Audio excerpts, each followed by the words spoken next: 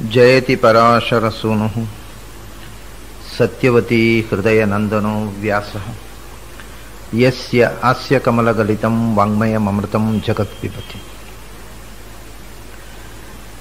भुजगभोगाभमुद्यम्य हृद्यं निजभुजं दक्षिणं लक्षणाढ्यं ललितमुद्रिक्तविज्ञानमुद्रं भज भज अनन्तमित्यालपन्तं प्रणतवान् प्राणिनां प्राणभूतं प्रणतिभिः प्रणये पूर्णबोधं भवदवोष्णेन तातप्यमानान् भुवि परं नाथमप्रेक्षमाणान्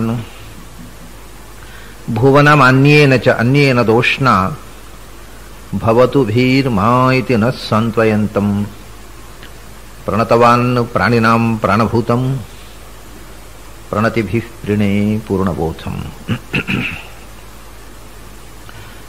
ನನ್ನ ಅಧ್ಯಾತ್ಮ ಬಂಧುಗಳೇ,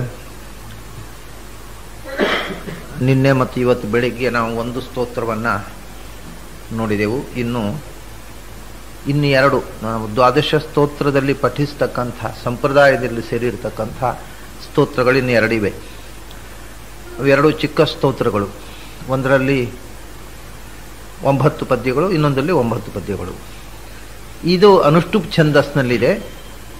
ಆದರೆ ಛಂದಸ್ಸನ್ನು ಹಾಡುವುದಕ್ಕೆ ಬಳಸುವಂತಹ ಒಂದು ತಂತ್ರವನ್ನು ಮಾಡುವುದಕ್ಕೋಸ್ಕರ ಆಚಾರ್ಯರು ಈ ಅನುಷ್ಠುಪನಲ್ಲಿ ಉತ್ತರಾರ್ಧವನ್ನು ಕೋರಸ್ಸಾಗಿ ಹೇಳುವುದಕ್ಕೋಸ್ಕರ ಆನಂದಸ್ಯ ಪದಂ ವಂದೇ ಬ್ರಹ್ಮೇಂದ್ರಾದ್ಯಭಿವಂದಿತಂ ಇದನ್ನು ಹಾಡುವಾಗ ಕೋರಸ್ಸಾಗಿ ಹಾಡುವಂತಹ ಪಲ್ಲವಿ, ಅನುಷ್ಠುಪಿನ ಉತ್ತರಾರ್ಧವನ್ನೇ ಅದನ್ನು ಪಲ್ಲವಿಯಾಗಿ ಮಾಡಿಕೊಂಡು ಛಂದೋಬದ್ಧವಾಗಿ ಮಂತ್ರಗಳನ್ನು ಪಠಿಸಿದಂತೆ ಪಠಿಸಲಿಕ್ಕೂ ಬರಬೇಕು, ಅದನ್ನು ಹಾಡಿನ ರೂಪದಲ್ಲಿ ತಾಳಬದ್ಧವಾಗಿ ಸಂಗೀತ ಸಂಯೋಜನೆ ಮಾಡಿ ಹಾಡುವುದಕ್ಕೂ ಬರಬೇಕು.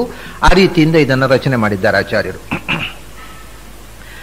ಈ ಅನುಷ್ಠುಪ್ ಛಂದಸ್ಸಿನ ಪದ್ಯಗಳನ್ನು ಸಾಮಾನ್ಯವಾಗಿ ಸಂಕೀರ್ತನೆಯಲ್ಲಿ ಬಳಸ್ತಾರೆ.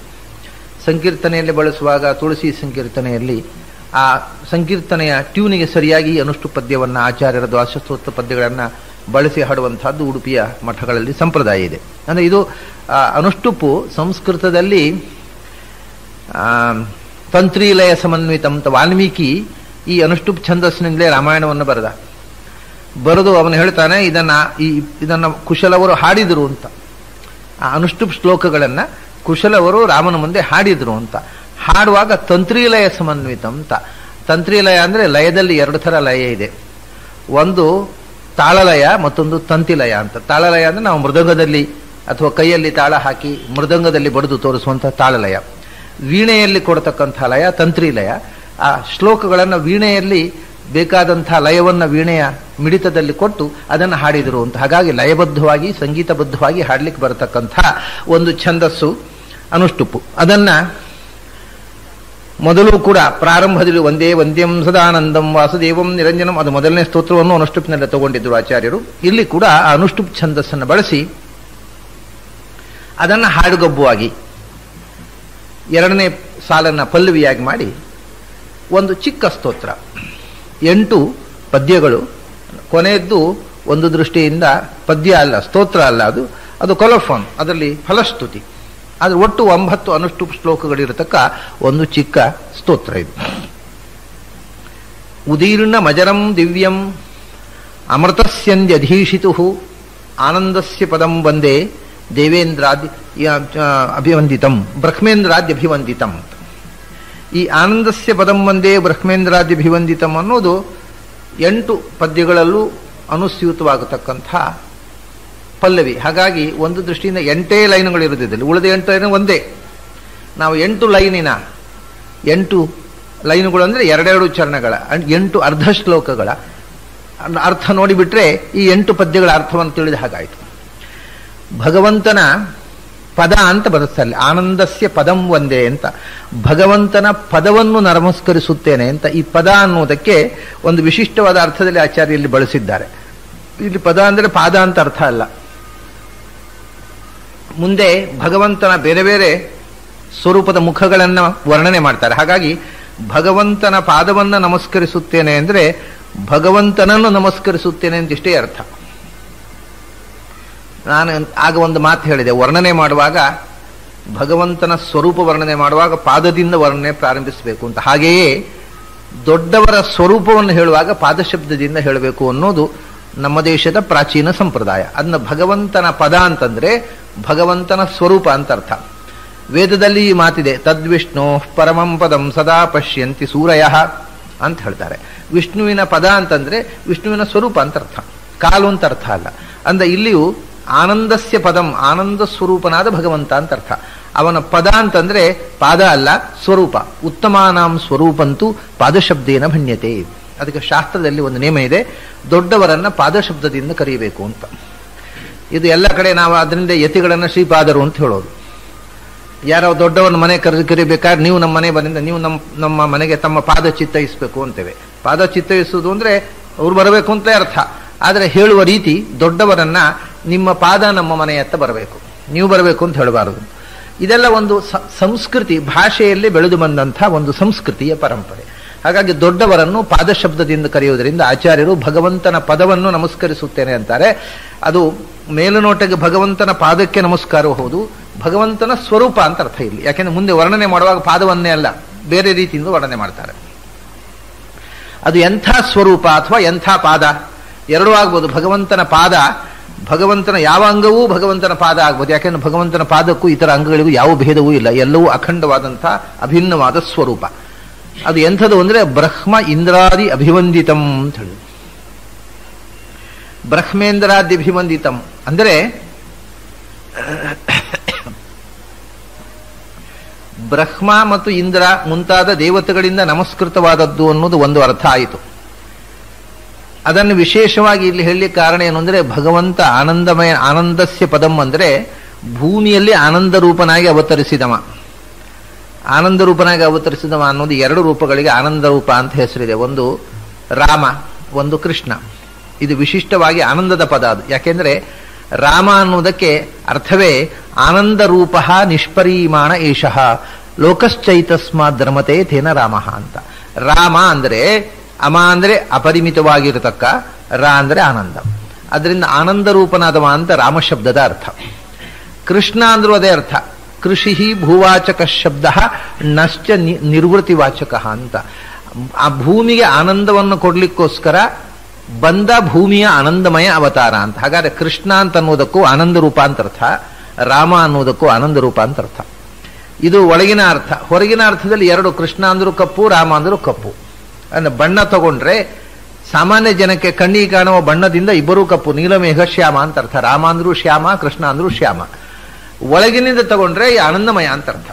ಎರಡು ಶಬ್ದಕ್ಕೂ ಒಂದೇ ಅರ್ಥ. ಕೃಷ್ಣ ಅಂದ್ರೂ ಆನಂದಮಯ ಅಂತ ಅರ್ಥ, ರಾಮ ಅಂದ್ರೂ ಆನಂದಮಯ ಅಂತ ಅರ್ಥ. ಹಾಗಾದ್ರೆ ಆನಂದಸ್ಯ ಪದಂ ಒಂದೇ ಅಂದ್ರೆ ಆನಂದವನ್ನ ಜಗತ್ತಿಗೆ ನೀಡಿದ ಸ್ವರೂಪ. ಅಂದ್ರೆ ಅವನು ಅನಂಜನೇಯನಾಗಿ ರಾಮನನ್ನು, ಭೀಮನಾಗಿ ಕೃಷ್ಣನನ್ನ, ಮತ್ತೆ ಈಗ ಆನಂದಸ್ಯ ಪದಂ ಅಂತ ವೇದವ್ಯಾಸರನ್ನು ತಗೊಳ್ಬಹುದು. ಹೀಗೆ ತನ್ನ ಮೂರು ಅವತಾರಗಳಿಗೆ ಮೂಲಾಧಿಷ್ಠಾನವಾಗಿರತಕ್ಕಂಥ ಆನಂದ ಸ್ವರೂಪವನ್ನು, ಆನಂದ, ರಾಮ ಶಬ್ದದ ಅನುವಾದವು ಆನಂದ, ಕೃಷ್ಣ ಶಬ್ದ ಅಂದ್ರೆ ರಾಮಕೃಷ್ಣ ರೂಪಿಯಾಗಿರತಕ್ಕ ಭಗವಂತನನ್ನ, ತನ್ನ ಮೊದಲ ಎರಡು ರೂಪಗಳಿಂದ ತಾನು ಆರಾಧಿಸಿದ ಭಗವಂತನನ್ನ ನಮಸ್ಕರಿಸ್ತಾರೆ. ಆದ್ದರಿಂದಲೇ ಬ್ರಹ್ಮ ಇಂದ್ರಾದ್ಯಭಿವಂದಿತಂ ಅಂತ.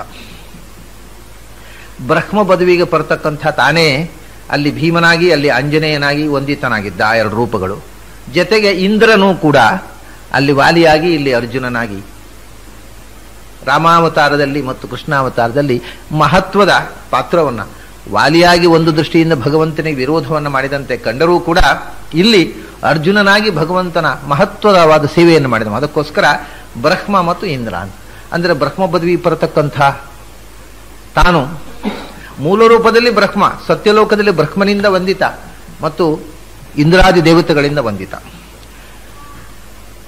ಅವತಾರದಲ್ಲಿ ವಿಶೇಷವಾಗಿ ಬ್ರಹ್ಮ ಪದವಿ ಬರತಕ್ಕಂಥ ಆಂಜನೇಯನಿಂದ ಮತ್ತು ಭೀಮಸೇನನಿಂದ ಮತ್ತು ಅವನ ಪರಿವಾರವಾಗಿ ಭೂಮಿಗೆ ಇಳಿದು ಬಂದಂಥ ಇಂದ್ರಾದಿ ದೇವತೆಗಳಿಂದ, ವಾಲಿ ಸುಗ್ರೀವಾದಿಗಳಿಂದ, ಇಲ್ಲಿ ಅರ್ಜುನ ಧರ್ಮರಾಜಾದಿಗಳಿಂದ ವಂದಿತನಾಗಿರತಕ್ಕವ ಅಂತ ಈ ಅವತಾರದ ಒಂದು ವಿಶಿಷ್ಟ ಮುಖವನ್ನು ಕೂಡ ಮನಸ್ಸಿನಲ್ಲಿ ಇಟ್ಟುಕೊಂಡು ಆಚಾರ್ಯರು ಆನಂದಸ್ಯ ಪದಂ ಒಂದೇ ಅಂತ, ಭಗವಂತನ ಆನಂದಮಯವಾದ ಪದ ಅಂದ್ರೆ ಇಲ್ಲಿ ರೂಪ ಅಂತ ಅರ್ಥ.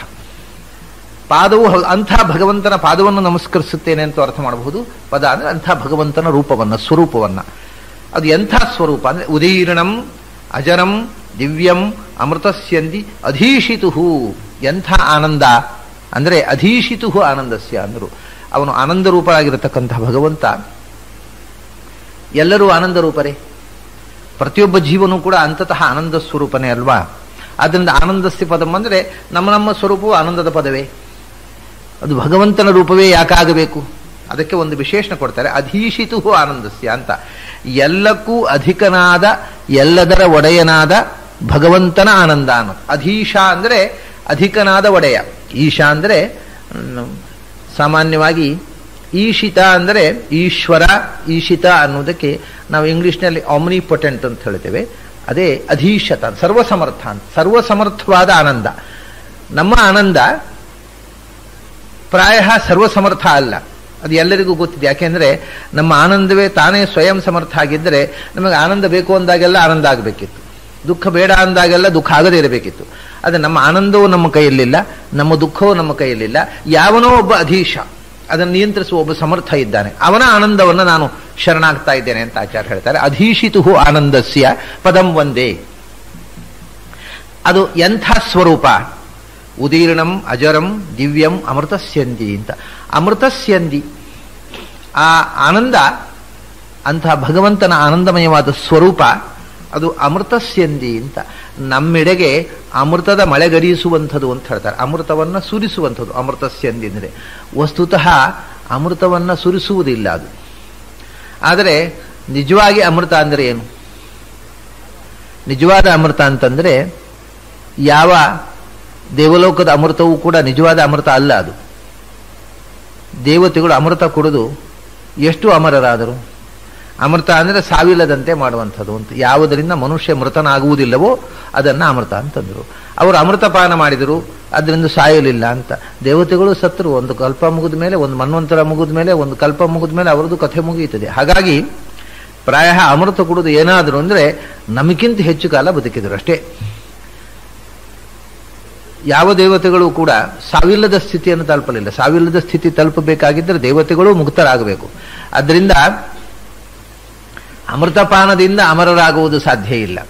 ಅದು ತಾತ್ಕಾಲಿಕವಾದ ಕ್ಷಣಿಕವಾದ ಅಮೃತತ್ವ. ನಿಜವಾದ ಅಮೃತ ಅಂತಂದರೆ ಜ್ಞಾನ. ಅದನ್ನ ಅಮೃತವಾದಂದ್ರೆ ಮನುಷ್ಯ ಯಾವುದರಿಂದ ಮೃತಿಯನ್ನ ಇಲ್ಲದ ಸ್ಥಿತಿಯನ್ನು ತಲುಪ್ತಾನೋ, ಅಮರನಾಗ್ತಾನೋ, ಅಂದರೆ ಮುಕ್ತನಾಗ್ತಾನೋ, ಅದು ಅಮೃತ. ನಿಜವಾದ ಅಮೃತ ಅಂದರೆ ಜ್ಞಾನಾಮೃತ ಅಂತ ಹೇಳ್ತೇವೆ ನಾವು. ಆ ಜ್ಞಾನದ ಅಮೃತವನ್ನ ನಮ್ಮೆಡೆಗೆ ಹರಿಸುವವನು ಭಗವಂತ. ಯಾಕೆಂದರೆ ಅವನು ಜ್ಞಾನಪ್ರದಸ್ಸ ಭಗವಾನ್ ಕಮಲಾವಿರಿಂಚ ಶರ್ವಾದಿ ಪೂರ್ವ ಜಗತಃ ನಾರಾಯಣಂ ಸುರಗುರುಂ ಅಂತ.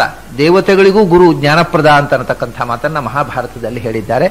ಆದ್ದರಿಂದ ಭಗವಂತ ಎಲ್ಲರಿಗೂ ಜ್ಞಾನದ ಅಮೃತವನ್ನು ತಂದೀಯುವವನು. ಅಮೃತಸ್ಯಂದಿ, ಜ್ಞಾನದ ಅಮೃತವನ್ನು ಕೊಡುವವ. ಆಮೇಲೆ ಅಮೃತತ್ವ ರೂಪವಾದಂಥ ಮೋಕ್ಷವನ್ನು ನಮ್ಮನೆಗೆ ತಂದು ಕೊಡುವವನು. ಮತ್ತು ಅಮೃತರು ಅಂದರೆ ಮುಕ್ತರು, ಅವರು ಅವನೆಡೆಗೆ ಸೆಂದಂತೆ. ಮುಕ್ತರು ಮತ್ತು ಜ್ಞಾನಿಗಳು ಯಾರೆಡೆಗೆ ನಿರಂತರ ಧಾವಿಸುತ್ತಾರೋ ಅಂಥ ಸ್ವರೂಪ ಅಂತ. ನಮ್ಮೆಡೆಗೆ ಅಮೃತವನ್ನ ಅಂದರೆ ಮುಕ್ತಿಗೆ ಸಾಧನವಾಗಿರತಕ್ಕಂಥ ಜ್ಞಾನವನ್ನು ನಮ್ಮೆಡೆಗೆ ಹರಿಸುವವನು. ಮತ್ತು ಅಮೃತರಾದವರು, ಜ್ಞಾನದಿಂದ ಅಮೃತತ್ವವನ್ನು ಪಡೆದವರು ಯಾರೆಡೆಗೆ ನಿರಂತರ ಧಾವಿಸುತ್ತಾರೋ ಅಂಥ ರೂಪ ಅಂತ ಅಮೃತಸ್ಯಂದಿ. ಯಾಕೆಂದರೆ ಅದು ದಿವ್ಯಂ ಅಂತಂದ್ರು. ಉದೀರ್ಣಂ ಅಜರಂ ನಿತ್ಯಂ ತ್ವ ದಿವ್ಯಂ ಅಂತ ಪಾಠ ಹೇಳಿದ್ರು. ದಿವ್ಯಂ, ಉದೀರ್ಣಂ ಅಜರಂ ದಿವ್ಯಂ ಅಮೃತಸ್ಯಂದಿ. ದಿವ್ಯಂ ಅಂತ, ದಿವ್ಯ ಅಂತಂದ್ರೆ ಡಿವೈನ್ ಅಂತಂತಾರೆ ಇಂಗ್ಲಿಷ್ನಲ್ಲಿ. ಹಾಗೆ ಹೇಳಿದ್ರೆ ಏನು ಹೇಳಿದೆ ಹಾಗಾಗಲಿಲ್ಲ. ಯಾಕೆಂದ್ರೆ ಡಿವೈನ್ ಅಂದ್ರೆ ಏನು, ದಿವ್ಯ, ದಿವ್ಯ ಅಂದ್ರೆ ಏನು, ಡಿವೈನ್ ಅಷ್ಟೇ. ಅದು ಏನು ಅರ್ಥ ತಿಳಿದ ಹಾಗಾಗಲಿಲ್ಲ. ದಿವ್ಯ ಅನ್ನೋದಕ್ಕೆ ಸಂಸ್ಕೃತದಲ್ಲಿ ಒಂದು ವಿಶಿಷ್ಟವಾದ ಅರ್ಥ ಇದೆ. ಅದು ಎಲ್ಲಕ್ಕಿಂತ ಮಿಗಿಲಾದದ್ದು ಅನ್ನೋದು ಒಂದು ಅರ್ಥ. ದಿವ್ಯವಾದ ತೇಜಸ್ಸು ಅಂತೇವೆ. ದಿವ್ಯವಾದ ತೇಜಸ್ಸು ಅಂದ್ರೆ ಏನು? ಎಲ್ಲ ತೇಜಸ್ಸನ್ನು ಮೀರಿದ ತೇಜಸ್ಸು. ದಿವ್ಯವಾದ ತೇಜಸ್ಸು, ಸೂರ್ಯನ ದಿವ್ಯವಾದ ತೇಜಸ್ಸು ಅಂದ್ರೆ ಏನು? ದಿವ್ಯವಾದ ದೇವಲೋಕದ ತೇಜಸ್ಸು ಅಷ್ಟೇ ಅಲ್ಲ. ದಿವ್ಯವಾದ ತೇಜಸ್ಸು ಅಂದ್ರೆ ಎಲ್ಲ ತೇಜಸ್ಸನ್ನು ಮೀರಿದ ತೇಜಸ್ಸು. ಸೂರ್ಯನ ತೇಜಸ್ಸಿಗಿಂತ ಮಿಗಿಲಾದ ತೇಜಸ್ಸು ನಮ್ಮ ಕಣ್ಣಿಗೆ ಯಾವುದು ಕಾಣಿಸುವುದಿಲ್ಲ. ಅದರಿಂದ ದಿವ್ಯ ಅಂತಂದ್ರೆ ಎಲ್ಲಕ್ಕಿಂತ ಮಿಗಿಲಾದದ್ದು. ಆದ್ರಿಂದ ಅದಕ್ಕೆ ವಂದನೆ ಮಾಡ್ತಾ ಇರೋದು. ದಿವ್ಯಂ ಅಂದ್ರೆ ಎಲ್ಲಕ್ಕಿಂತ ಮಿಗಿಲಾದದ್ದು ಅಂತ ಒಂದು ಅರ್ಥ.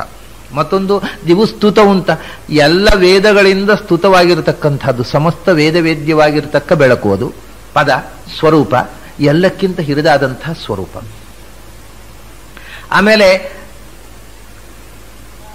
ದಿವ್ಯಂ ಅನ್ನುವುದಕ್ಕೆ ಇಚ್ಛಾ ಜ್ಞಾನ ಆನಂದಮಯವಾಗಿರತಕ್ಕಂಥದ್ದು ಅನ್ನುವ ಅರ್ಥವೂ ಇದೆ.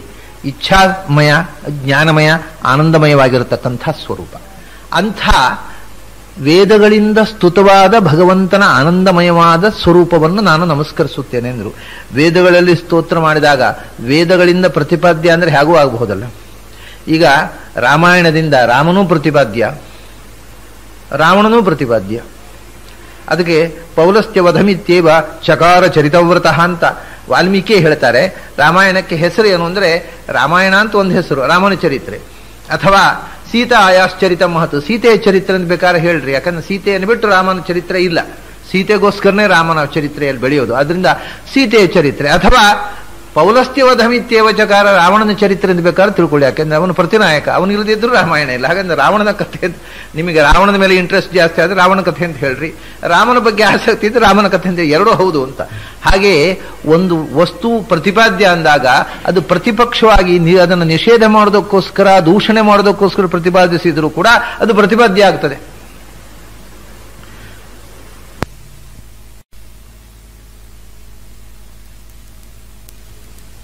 ಗಳು ವೇದ ಪುರಾಣಗಳಲ್ಲಿ ಪ್ರತಿಪಾದ್ಯ. ಹಾಗೆಯೇ ವೇದ ಪ್ರತಿಪಾದ್ಯ ಅಂದ ತಕ್ಷಣ ದೊಡ್ಡಸ್ತಿಗೆ ಬರುವುದಿಲ್ಲ. ಅದಕ್ಕೆ ಮತ್ತೊಂದು ವಿಶೇಷ ಹೇಳ್ತಾರೆ ಆಚಾರ್ಯರು, ಅಜರಂ ಅಂತ. ಅಂದರೆ ಜರ ಅಂದರೆ ಸಾಮಾನ್ಯವಾಗಿ ಗೊತ್ತಿರುವ ಅರ್ಥ, ಎಲ್ಲರೂ ಹೇಳುವ ಅರ್ಥ, ಜರ ಅಂದರೆ ಮುಪ್ಪಿಲ್ಲದ್ದು, ನಿತ್ಯವಾದದ್ದು ಅಂತ, ಶಾಶ್ವತವಾದದ್ದು ಅಂತ. ಅಷ್ಟೇ ಅಲ್ಲ, ಜರ ಅಂದರೆ ನಾವು ಕನ್ನಡದಲ್ಲಿ ಹೇಳ್ತೇವಲ್ಲ, ಜರೆಯೋದು ಅಂತ, ನಿಂದಿಸುವುದು ಅಂತ, ಅದೂ ಅರ್ಥ ಸಂಸ್ಕೃತದಲ್ಲಿ ಇದೆ. ಜರಣ ಅಂತಂದ್ರೆ ವೇದದಲ್ಲಿ ಬರ್ತದೆ. ಜರಣ ಅಂದರೆ ಜರೆಯುವ ಮಾತುಗಳು, ಇನ್ನೊಬ್ಬರನ್ನ ಜರೆಯುವ, ನಿಂದಿಸುವ, ನಿಂದ್ಯವಾದ ಮಾತುಗಳನ್ನ ಜರ ಅಂತ ಹೇಳ್ತಾರೆ. ಅಜರಂ ಅಂದ್ರೆ ಅನಿಂದ್ಯಂ ಅಂತ. ಎಲ್ಲಿಯೂ ಕೂಡ ಯಾವ ಕಾಲದಲ್ಲೂ ಯಾವ ವೇದದಲ್ಲೂ ಈ ಭಗವಂತನ ಸ್ವರೂಪದ ದೋಷವನ್ನು ಹೇಳಿಲ್ಲ. ಯಾವುದೇ ದೋಷವನ್ನು ಹೇಳದ ನಿರ್ದುಷ್ಟವಾದ ಸ್ವರೂಪ. ಅಜರಂ ಅಂದ್ರೆ ಮುಪ್ಪು ಇಲ್ಲದ್ದು ಅಂತ ಇಷ್ಟೇ ಅರ್ಥ ಅಲ್ಲ, ನಿಂದಾರ್ಹವಾದ ಯಾವ ದೋಷವೂ ಇಲ್ಲದೆ ನಿರ್ದುಷ್ಟವಾದದ್ದು.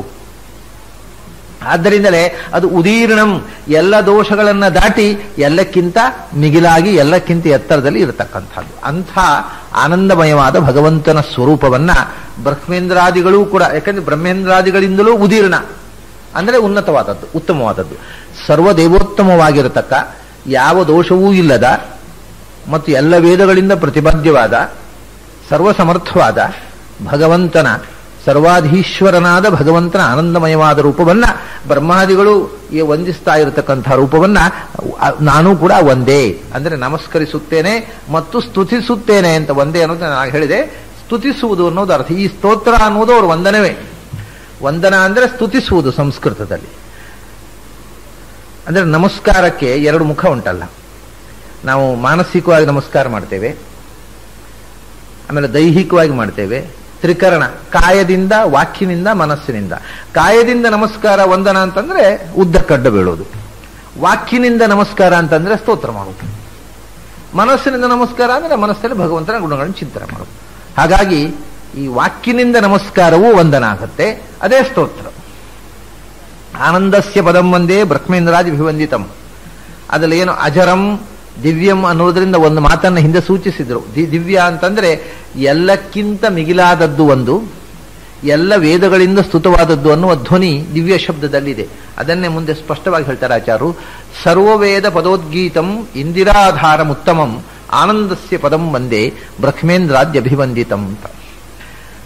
ಸರ್ವವೇದ ಪದೋದ್ಗೀತಂ, ಆ ಆನಂದಮಯನಾದ ಭಗವಂತನ ಸ್ವರೂಪ. ಇಲ್ಲಿ ಪಾದ ಅಂತ ಅರ್ಥ ಅಲ್ಲ ಅನ್ನೋದಕ್ಕೆ ಬಂತು ನೋಡಿ. ಎಲ್ಲ ವೇದಗಳಿಂದ ಪ್ರತಿಪಾದ್ಯವಾದ ಭಗವಂತನ ಪಾದ ಮಾತ್ರ ಅಲ್ಲ, ಭಗವಂತನ ಸ್ವರೂಪ. ಸರ್ವ ವೇದ ಪದ ಉದ್ಗೀತಂ, ವೇದಗಳಿಂದ ಗೀತನಾದವ. ವೇದಗಳಿಂದ ಗೀತನಾದವ ಅಷ್ಟೇ ಅಲ್ಲ, ವೇದಗಳಿಂದ ಉದ್ಗೀತನಾದವ ಅಂದರು. ವೇದಗಳಿಂದ, ವೇದ ಪದಗಳಿಂದ ಉದ್ಗೀತನಾದವ. ಉದ್ಗೀತ ಅಂತಂದ್ರೆ ಉತ್ತಮನೊಂದು ಗೀತನಾದವ. ವೇದದಲ್ಲಿ ಪ್ರತಿಪಾದ್ಯವಾದದ್ದು ಎಲ್ಲವೂ ಉದ್ಗೀತ ಅಲ್ಲ ಅಂತ ಹೇಳಿದೆ ನಾನು. ವೇದಕ್ಕೆ ಬೇರೆ ಬೇರೆ ನೆಲೆಗಳಿವೆ.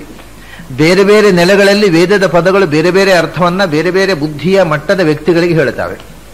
ಆದರೆ ಆ ಉಚ್ಚ ಸ್ತರದಲ್ಲಿ ನಿಂತಾಗ ವೇದ ಪದಗಳು ಭಗವಂತನನ್ನು ಹೇಳ್ತಾವೆ. ಅದಕ್ಕೆ ಭಗವಂತ ವೇದಗಳಿಂದ ಉದ್ಗೀತ ಅಂತ ಹೇಳಿ. ನಾನು ಕಳೆದ ಬಾರಿ ಒಂದು ಮಾತು ಹೇಳಿದ್ದೆ. ಎಲ್ಲರಿಗೂ ಇವಾಗ ನಮ್ಮಲ್ಲಿ ಲೌಕಿಕ ಶಿಕ್ಷಣದಲ್ಲಿ ಕಾಲೇಜಿನಿಂದ ಹೈಸ್ಕೂಲು, ಎಲಿಮೆಂಟ್ರಿಯಿಂದ ಹೈಸ್ಕೂಲಿಗೆ ಬರ್ತಾನೆ, ಎಲಿಮೆಂಟ್ರಿಯಿಂದ ಹೈಯರ್ ಎಲಿಮೆಂಟ್ರಿ, ಅಲ್ಲಿಂದ ಹೈಸ್ಕೂಲು, ಅಲ್ಲಿಂದ ಕಾಲೇಜಿಗೆ ಬಂದಾಗ ಒಂದೊಂದು ಇಯತ್ತಿಗೂ ಒಂದೊಂದು ಟೆಕ್ಸ್ಟ್ ಬುಕ್ ಬೇರೆ ಆಗ್ತಾ ಹೋಗ್ತದೆ. ಅದರಿಂದ ಅವರವರಿಗೆ ಆಯಾ ಟೆಕ್ಸ್ಟ್ ಬುಕ್ ಮೇಲೆ ಮುಂದಿನ ವರ್ಷಕ್ಕೆ ಅದು ಉಪಯೋಗ ಇಲ್ಲ, ಅದು ಬೇರೆ ಟೆಕ್ಸ್ಟ್ ತಗೋಬೇಕು. ಆದರೆ ಅಧ್ಯಾತ್ಮದ ಸಾಧನೆಯಲ್ಲಿ ಒಂದೇ ಟೆಕ್ಸ್ಟ್ ಬುಕ್ ಇರೋದು. ಅದು ಎಲಿಮೆಂಟ್ರಿಯಿಂದ ಹಿಡಿದು ಕಿಂಡರ್ ಗಾರ್ಟನ್ನಿಂದ ಹಿಡಿದು ಆಮೇಲೆ ಪೋಸ್ಟ್ ಗ್ರಾಜ್ಯುಯೇಟ್ ಸ್ಟಡಿ ತನಕ ಒಂದೇ ಟೆಕ್ಸ್ಟ್ ಬುಕ್, ಅದು ವೇದ. ಆದರೆ ಆ ಒಂದೊಂದು ಕ್ಲಾಸಿಗೆ ಹೋದಾಗೆ ಅರ್ಥ ಬೇರೆ ಆಗ್ತಾ ಹೋಗುದು, ಟೆಕ್ಸ್ಟ್ ಬೇರೆ ಆಗುವುದಲ್ಲ. ಮೊದಲು ಕಿಂಡರ್ ಗಾರ್ಟನ್ನವರಿಗೂ ವೇದ ಅರ್ಥ ಆಗುತ್ತೆ, ಅವರಿಗೆ ಎಷ್ಟೋ ಅಷ್ಟೇ. ಆಮೇಲೆ ಅವನು ಹೈಸ್ಕೂಲಿಗೆ ಹೋದಾಗ ಅದಕ್ಕಿಂತ ಹೆಚ್ಚು ಅರ್ಥ ಆಗುತ್ತೆ. ಅವನು ಗ್ರಾಜ್ಯುಯೇಟ್ ಆದಾಗ ಇನ್ನೂ ಹೆಚ್ಚು ಅರ್ಥವನ್ನು ಕೊಡುತ್ತೆ ಅದು. ಅವನು ಪೋಸ್ಟ್ ಗ್ರಾಜ್ಯುಯೇಟ್ ಆದಾಗ ಪ್ರತಿಯೊಂದು ಅಕ್ಷರವೂ ಭಗವಂತನ ಹೇಳುತ್ತೆ. ಹೀಗೆ ಟೆಕ್ಸ್ಟ್ ಒಂದೇ, ಮೊದಲು ಲೌಕಿಕ ಅರ್ಥವನ್ನು ಹೇಳುತ್ತೆ ಅದು, ಆಮೇಲೆ ವೈದಿಕ ಅರ್ಥದಲ್ಲಿ ಆಳಕ್ಕೆ ಹೋದ ಹಾಗೆ ಹೆಚ್ಚು ಹೆಚ್ಚು ಅರ್ಥವಾಗ್ತಾ ಹೋಗ್ತದೆ. ಒಂದೇ ಟೆಕ್ಸ್ಟ್ ಅನ್ನ ಹೆಚ್ಚು ಹೆಚ್ಚು ಆಳಕ್ಕೆ ಹೋಗಿ ಅರ್ಥ ಮಾಡಿಕೊಳ್ಳುವುದು, ಇದು ವೈದಿಕ ಪರಂಪರೆ. ಟೆಕ್ಸ್ಟ್ ಬುಕ್ ಬೇರೆ ಬೇರೆ ಇಲ್ಲ. ಹಾಗಾಗಿ ಈ ಟೆಕ್ಸ್ಟ್ ಬುಕ್ ಕಮಿಟಿ ಅವರು ಮಾಡುವ ಅನ್ಯಾಯಗಳು ಇದು ಯಾವುದೂ ನಡೆಯೋದಿಲ್ಲ ವೈದಿಕ ಸಾಹಿತ್ಯದಲ್ಲಿ. ಬರೀ ಒಂದೇ ಟೆಕ್ಸ್ಟ್ ಬುಕ್ ಏನು ಚೇಂಜ್ ಮಾಡುವ ಹಾಗೆ ನಾನು ತಮಗೆ ಬೇಕಾದ ಹಾಗೆ. ಅದರ ಅರ್ಥ ಮಾತ್ರ ನಾವು ಹೆಚ್ಚು ಹೆಚ್ಚು ಬೆಳೆದ ಹಾಗೆ, ನಾವು ಎತ್ತರಕ್ಕೆ ಹೋದ ಹಾಗೆ ವೇದದಲ್ಲಿ ಹೆಚ್ಚು ಹೆಚ್ಚು ಆಳಕ್ಕೆ ಹೋಗ್ಲಿಕ್ಕಾಗತ್ತೆ. ಇಲ್ಲದೇ ಇದ್ದರೆ ಫ್ಲಾಟ್ ಸ್ವಿಮ್ಮಿಂಗ್ ಮುಳುಗೋದಾಗುವುದಿಲ್ಲ. ಹೆಚ್ಚು ಆಳಕ್ಕೆ ಮುಳಿದ ಹಾಗೆ ಹೆಚ್ಚು ಅಪೂರ್ವವಾದ ಅರ್ಥದ ರತ್ನಗಳು ಇರುತ್ತವೆ. ಅದನ್ನೇ ಆಚಾರ್ಯ ಹೇಳೋದು, ಆ ಸ್ಥಿತಿಗೆ ಬಂದಾಗ ಸರ್ವ ವೇದ ಪದ ಉದ್ಗೀತಂ ಅಂತ. ವೇದಗಳಿಂದ ಗೀತನಾದವ ಭಗವಂತ, ವೇದವೇದ್ಯ ಅಂತ ಹೇಳಿದ್ರು. ವೇದದಿಂದ ಬರೇ ಗೀತನಾದವನಲ್ಲ, ಉದ್ಗೀತ, ಎಲ್ಲಕ್ಕಿಂತ ಶ್ರೇಷ್ಠ ವಸ್ತು ಅಂತ ವೇದಗಳಿಂದ. ಉತ್ ಅಂದ್ರೆ ಉನ್ನತ, ಉತ್ತಮ. ಎಲ್ಲ ವೇದಗಳಿಂದ ಸರ್ವ ಶ್ರೇಷ್ಠ ವಸ್ತು, ಸರ್ವೋತ್ತಮ ಅಂತ ಗೀತನಾದವ.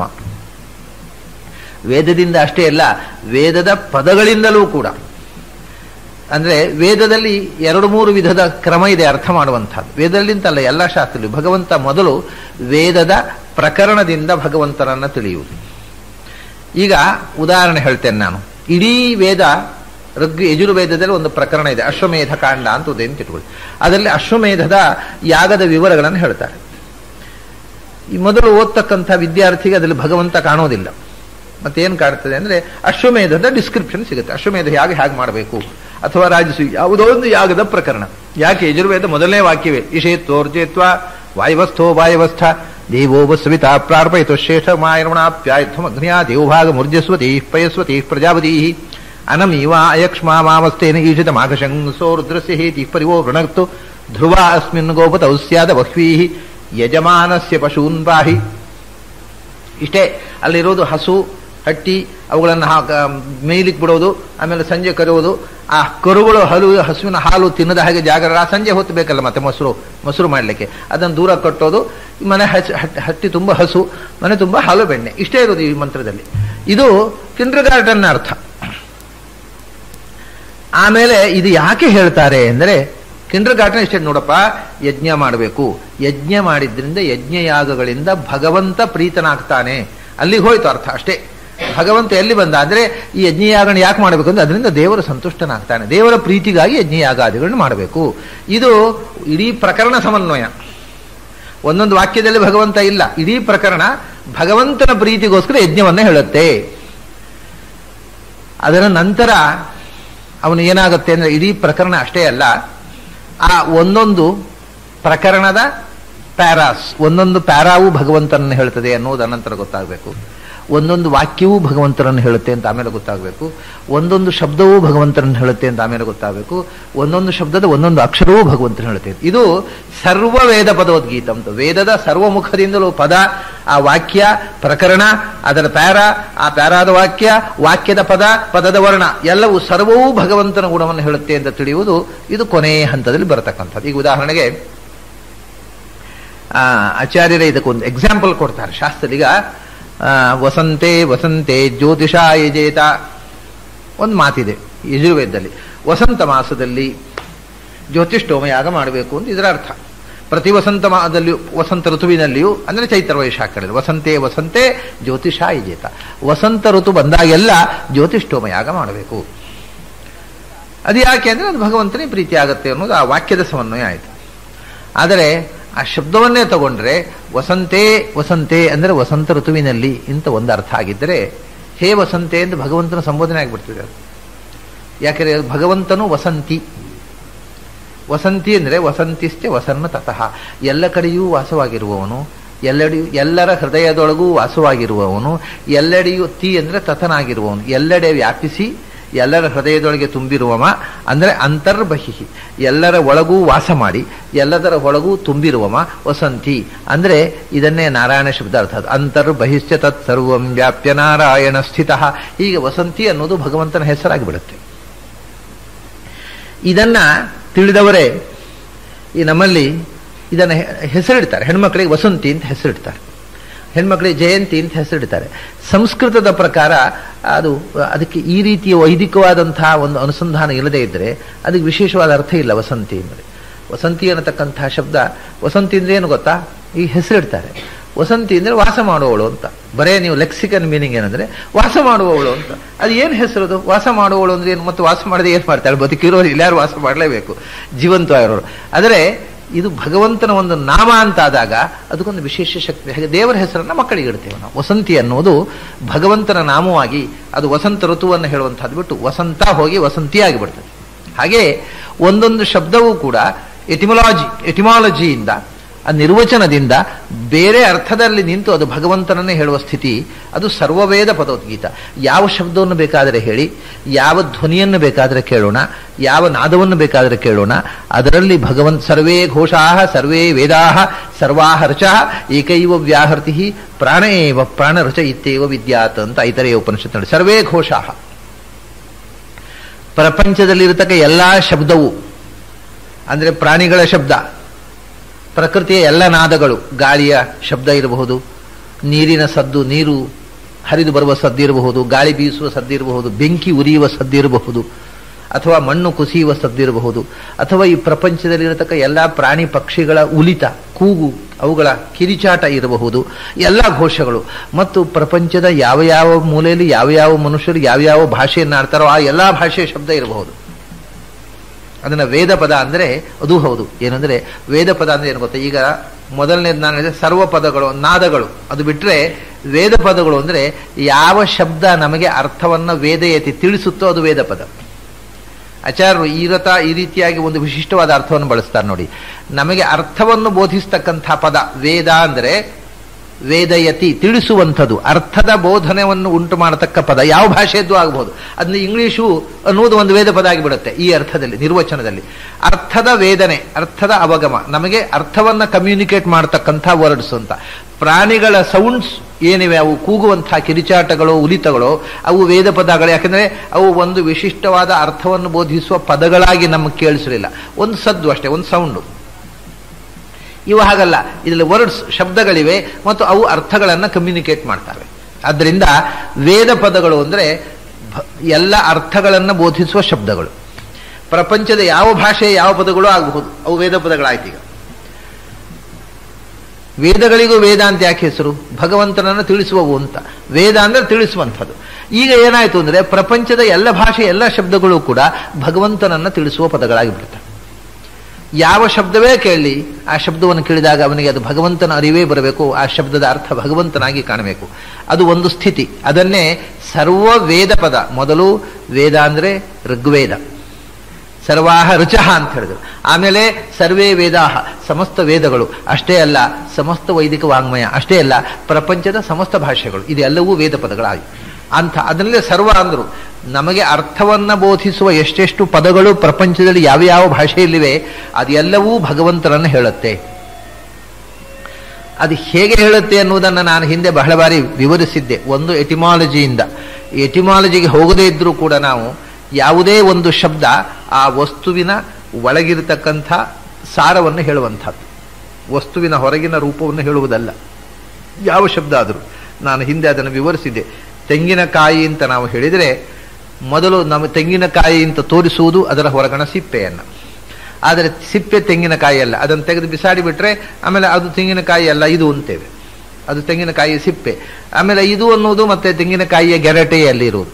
ಆ ಗೆರಟೆಯನ್ನು ಒಡೆದು ಒಳಗಿನ ಹೂರಣವನ್ನು ಹೆರೆದು ತೆಗೆದ ಮೇಲೆ ಆ ಗೆರಟೆಯನ್ನು ತೆಗೆದು ಬಿಸಾಡ್ತೇವೆ. ಅದು ತೆಂಗಿನಕಾಯಿ ಅಲ್ಲ ಇಲ್ಲಿ. ಹಾಗಾದರೆ ನಿಜವಾದ ತೆಂಗಿನಕಾಯಿ ಇರುವುದು ಒಳಗೆ ಇರತಕ್ಕ ಎಸೆನ್ಸು. ಅದಕ್ಕೆ ಕೋಟಿಂಗ್ ಆಗಿರತಕ್ಕಂಥ ಕವಚವನ್ನ, ಅದು ಗೆರಟೆಯನ್ನು, ಸಿಪ್ಪೆಯನ್ನು ಎಲ್ಲವನ್ನೂ ತೆಂಗಿನಕಾಯಿ ಅಂತೇವೆ ಒಟ್ಟಿಗಿದ್ದಾಗ. ಅದನ್ನು ತೆಗೆದು ಬಿಟ್ರೆ ಒಳಗಿರತಕ್ಕ ಎಸೆನ್ಸು ತೆಂಗಿನಕಾಯಿ. ಹಾಗೆಯೇ ಪ್ರಪಂಚದ ಎಲ್ಲಾ ವಸ್ತುವು ಕೂಡ. ಈಗ ಆತ್ಮ ವ್ಯಕ್ತಿ, ಒಬ್ಬ ವ್ಯಕ್ತಿ ಇಂಥವರು ಅಂತ ಹೇಳುವಾಗ ನಾವು ತೋರಿಸುವುದು ಅವರು ಹಾಕಿಕೊಂಡಿರತಕ್ಕಂಥ ವೇಷಭೂಷಣವನ್ನ. ಆದರೆ ಆ ವೇಷಭೂಷಣ ಅವರಲ್ಲ, ಅದರ ಒಳಗಿರತಕ್ಕಂತಹ ಚರ್ಮವೂ ಅವರಲ್ಲ, ಆ ಚರ್ಮದ ಒಳಗಿರತಕ್ಕಂಥವರು. ಚರ್ಮದ ಒಳಗಿರತಕ್ಕಂಥದ್ದು ಮಾಂಸ, ಬೋನ್ಸು, ಮ್ಯಾರೋಸು ಅದೂ ಅಲ್ಲ, ಅದರೊಳಗಿರತಕ್ಕಂಥದ್ದು. ಅಂದರೆ ಈ ಇಡೀ ಪಂಚಭೂತಾತ್ಮಕವಾದ ಶರೀರದ ಒಳಗಿರತಕ್ಕ ಜೀವವನ್ನು ಆತ್ಮ ಅಂದು. ಆದರೆ ತೋರಿಸುವುದು ಜೀವವನ್ನಲ್ಲ, ಹೊರಗಿನ ಆಕಾರವನ್ನು. ಹಾಗೆಯೇ ಒಂದು ಶಬ್ದಕ್ಕೆ ಅರ್ಥ, ಆ ಶಬ್ದದ ನಾವು ಯಾವ ಆಕಾರಕ್ಕೆ ತೋರಿಸುತ್ತೇವೋ ಆ ಆಕಾರದ ಒಳಗಿರತಕ್ಕ ಸ್ಪಿರಿಟು ಆ ಶಬ್ದದ ಅರ್ಥ. Not the form but the spirit is the meaning of the word. ಹಾಗಾದರೆ ಏನಾಯಿತು? ಯಾವ ಶಬ್ದವನ್ನೇ ತಗೊಳ್ಳಿ, ಆ ಶಬ್ದದಿಂದ ನಾವು ಯಾವುದನ್ನು ತೋರಿಸ್ತೇವೋ ಅದಲ್ಲ ಅದರ ಒಳಗಿರತಕ್ಕ ಸಾರ. ನಾವು ಗೋಡೆ ಅಂತಂದ್ರೆ ಏನಾಯ್ತು? ಈಗ ಇದು ಗೋಡೆ ಅಲ್ಲ, ಗೋಡೆಯ ಒಳಗಿರತಕ್ಕ ಸ್ಪಿರಿಟ್, ಗೋಡೆಯ ಒಳಗೆ ತುಂಬಿರೋನಿ ಅವರು. ಕಂಬ ಅಂದ್ರೆ ಕಂಬ ಅಲ್ಲ, ಪ್ರಹ್ಲಾದನಿಗೆ ಕಂಡ ಕಂಬ, ಅದರೊಳಗಿರ್ತಕ್ಕ ಭಗವಂತನೇ ಕಂಬ. ಅಂದ್ರೆ ಯಾವುದೇ ಒಂದು ಶಬ್ದದ ಅರ್ಥ ಕಣ್ಣಿಗೆ ಕಾಣುವ ಫಾರ್ಮ್ ಅಲ್ಲ, ಅದರೊಳಗಿರತಕ್ಕಂಥ ಸ್ಪಿರಿಟು ಅಂತ. ಅದರಿಂದ ಯಾವ ಶಬ್ದವನ್ನು ಯಾವ ಅರ್ಥದಲ್ಲೇ ಬಳಸಿ ಅದರ ಒಳಗಿರತಕ್ಕಂಥ ಅಂತರ್ಯಾಮಿಯಾದ ಭಗವಂತನೇ ಅದರ ಅರ್ಥ ಆಗೋಯ್ತು. ಇದು ಸುಲಭವಾದಂಥ ಶಬ್ದದ ಸಹಜವಾದ ಗತಿ.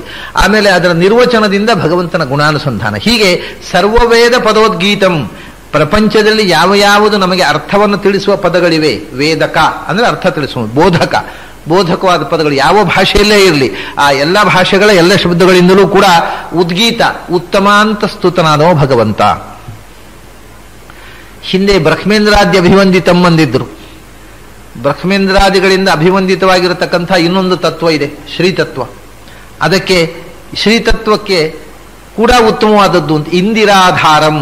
ಇಂದಿರಾ ಅಂದ್ರೆ ಲಕ್ಷ್ಮಿ, ಅವಳಿಗೂ ಕೂಡ ಆಧಾರನಾಗಿರತಕ್ಕವ. ಇಂದಿರಾ ಆಧಾರಂ ಉತ್ತಮಂ. ಆದ್ದರಿಂದಲೇ ಅವನು ಎಲ್ಲರಿಗಿಂತ ಉತ್ತಮ ಅನ್ನೋದಕ್ಕೆ ಒಂದು ಅವಧಿ ಇಲ್ಲ. ಉಳಿದವರು ಉತ್ತಮರಿರ್ತಾರೆ, ಅವರು ಉತ್ತಮರು ಅಂತೇವೆ. ನಮ್ಮಿಂದ ಉತ್ತಮರಿಗೆ ನಾವು ನಮಸ್ಕಾರ ಮಾಡಬೇಕು ಅಂತ ನಾವು ಅವರಿಗೆ ನಮಸ್ಕಾರ ಮಾಡ್ತೇವೆ, ಅವರು ಅವರಿಂದ ಉತ್ತಮರಿಗೆ ನಮಸ್ಕಾರ ಮಾಡ್ತಾ ಇರ್ತಾರೆ. ಹಾಗಾಗಿ ಅವರು ಕೆಲವರಿಗೆ ಉತ್ತಮರು, ಕೆಲವರಿಗೆ ಅಧಮರು. ಅನ್ನು ಎಲ್ಲ ಉತ್ತಮರು ಕೂಡ ಯಾರಿಗೋ ಅಧಮರಾಗಿರ್ತಾರೆ, ಯಾರಿಗೋ ಉತ್ತಮರಾಗಿರ್ತಾರೆ. ಬರೇ ಅಧಮರು ಅಂತ ಯಾರೂ ಇಲ್ಲೇ ಇಲ್ಲ. ನಾವು ನಮ್ಮ ಮಕ್ಕಳಿಗೆ ಉತ್ತಮರು ಅಂತ ಮಕ್ಕಳು ಭಾವಿಸಿದ್ರೆ ಉತ್ತಮರು ಅಂತ ತಿಳ್ಕೊಂಡು ನಮಗೊಂದು ಭ್ರಮೆ ಇರುತ್ತೆ, ನಮ್ಮ ಮಕ್ಕಳಿಗೆ ನಾವು ಉತ್ತಮರು ಅಂತ. ಅವರಿಗೆ ಇಲ್ಲದು ಇದೇ ಇಲ್ಲೋ ಬೇರೆ ವಿಷಯ. ಅಂತೂ ನಮ್ಗಿಂತ ಜೂನಿಯರು ಅಂತ, ಅದು ನಮ್ಮ ಅಪ್ಪ ಅಮ್ಮನಿಂದ ನಾವು ಅಧಮರು, ನಮ್ಮ ಮಕ್ಕಳಿಂದ ಉತ್ತಮರು ಅಂತ. ಹಾಗಾಗಿ ಪ್ರತಿಯೊಬ್ಬರಿಗೂ ಉತ್ತಮರು ಇದ್ದಾರೆ, ಅಧಮರು ಇದ್ದಾರೆ. ಈ ಉತ್ತಮರು ಇರದೇ ಇರತಕ್ಕ ಅಧಮರು ಮಾತ್ರ ಇರುವುದು ಯಾವುದಂದ್ರೆ ಎಲ್ಲಕ್ಕಿಂತ ಎತ್ತರದಲ್ಲಿ ಇರುವ ವ್ಯಕ್ತಿ. ಅದರಿಂದ ಉತ್ತಮ ಅಂತ ಭಗವಂತನ. ಅದಕ್ಕೆ ಯಾಕೆಂದ್ರೆ ಎಲ್ಲ ಶಬ್ದಗಳಿಂದ ವಾಚ್ಯನಾದವ, ಎಲ್ಲ ಗುಣಗಳಿಂದ ಪೂರ್ಣನಾದವ, ಎಲ್ಲಕ್ಕಿಂತ ಎತ್ತರದಲ್ಲಿರ್ತಕ್ಕವ. ಯಾಕೆಂದ್ರೆ ಜೀವರಲ್ಲಿ ಎಲ್ಲಕ್ಕಿಂತ ಎತ್ತರದಕ್ಕರೂ ಬ್ರಹ್ಮ, ಅವನಿಗೂ ತಾಯಿ ಆಗಿರತಕ್ಕವಳು ಇಂದಿರಾ, ಅವಳಿಗೂ ಕೂಡ ನಿಯಾಮಕನಾಗಿ ಇಂದಿರಾ ಆಧಾರನಾಗಿರತಕ್ಕ ಭಗವಂತ.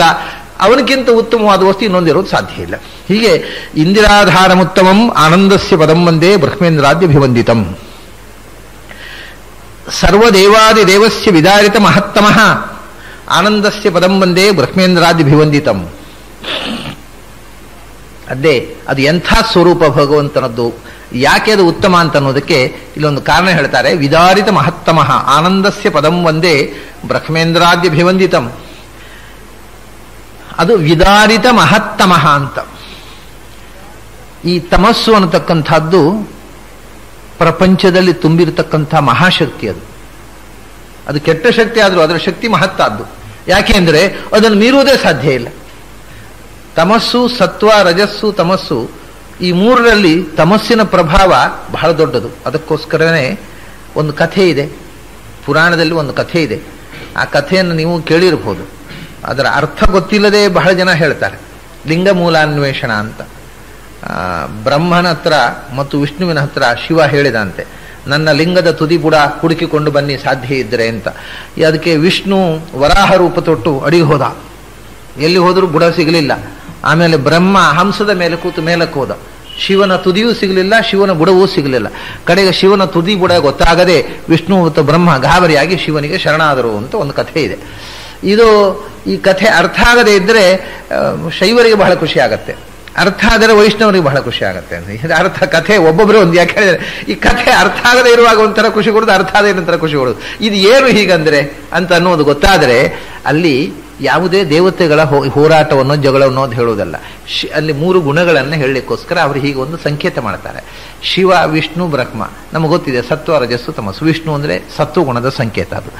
ಬ್ರಹ್ಮ ಅಂದರೆ ಸೃಷ್ಟಿ ಅಂದರೆ ರಜೋಗುಣದ ಸಂಕೇತ. ಶಿವ ಅಂದರೆ ಸಂಹಾರ ಶಕ್ತಿ, ತಮೋಗುಣದ ಸಂಕೇತ. ಅದರಿಂದ ಈ ಮೂರು ಗುಣಗಳ ಜಗಳ, ಅದು ದೇವತೆಗಳು ಜಗಳ ಮಾಡಿಕೊಂಡದ್ದಲ್ಲ.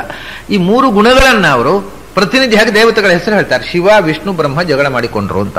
ಆವಾಗ ಶಿವ ಅಂದ್ರೆ ತಮೋಗುಣ, ಅದರ ತುದಿ ಬುಡವನ್ನ ಸತ್ವಗುಣಕ್ಕೂ ರಜೋಗುಣಕ್ಕೂ ತಿಳಿಯದಾಗದೆ ಸತ್ವ ರಜೋಗುಣಗಳು ತಮೋಗುಣದ ಮುಂದೆ ಸೋತವು ಅನ್ನೋದು ಅರ್ಥ ಅಲ್ಲಿ.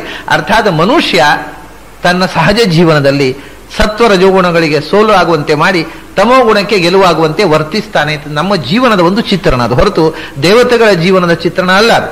ಹೀಗೆ ತಮೋಗುಣ ಅನ್ನೋದು ಮಹತ್ತಮಹನ್, ಭಾರಿ ಮಹತ್ತರವಾದಂತಹ ಪ್ರಭಾವ ಅದರದ್ದು.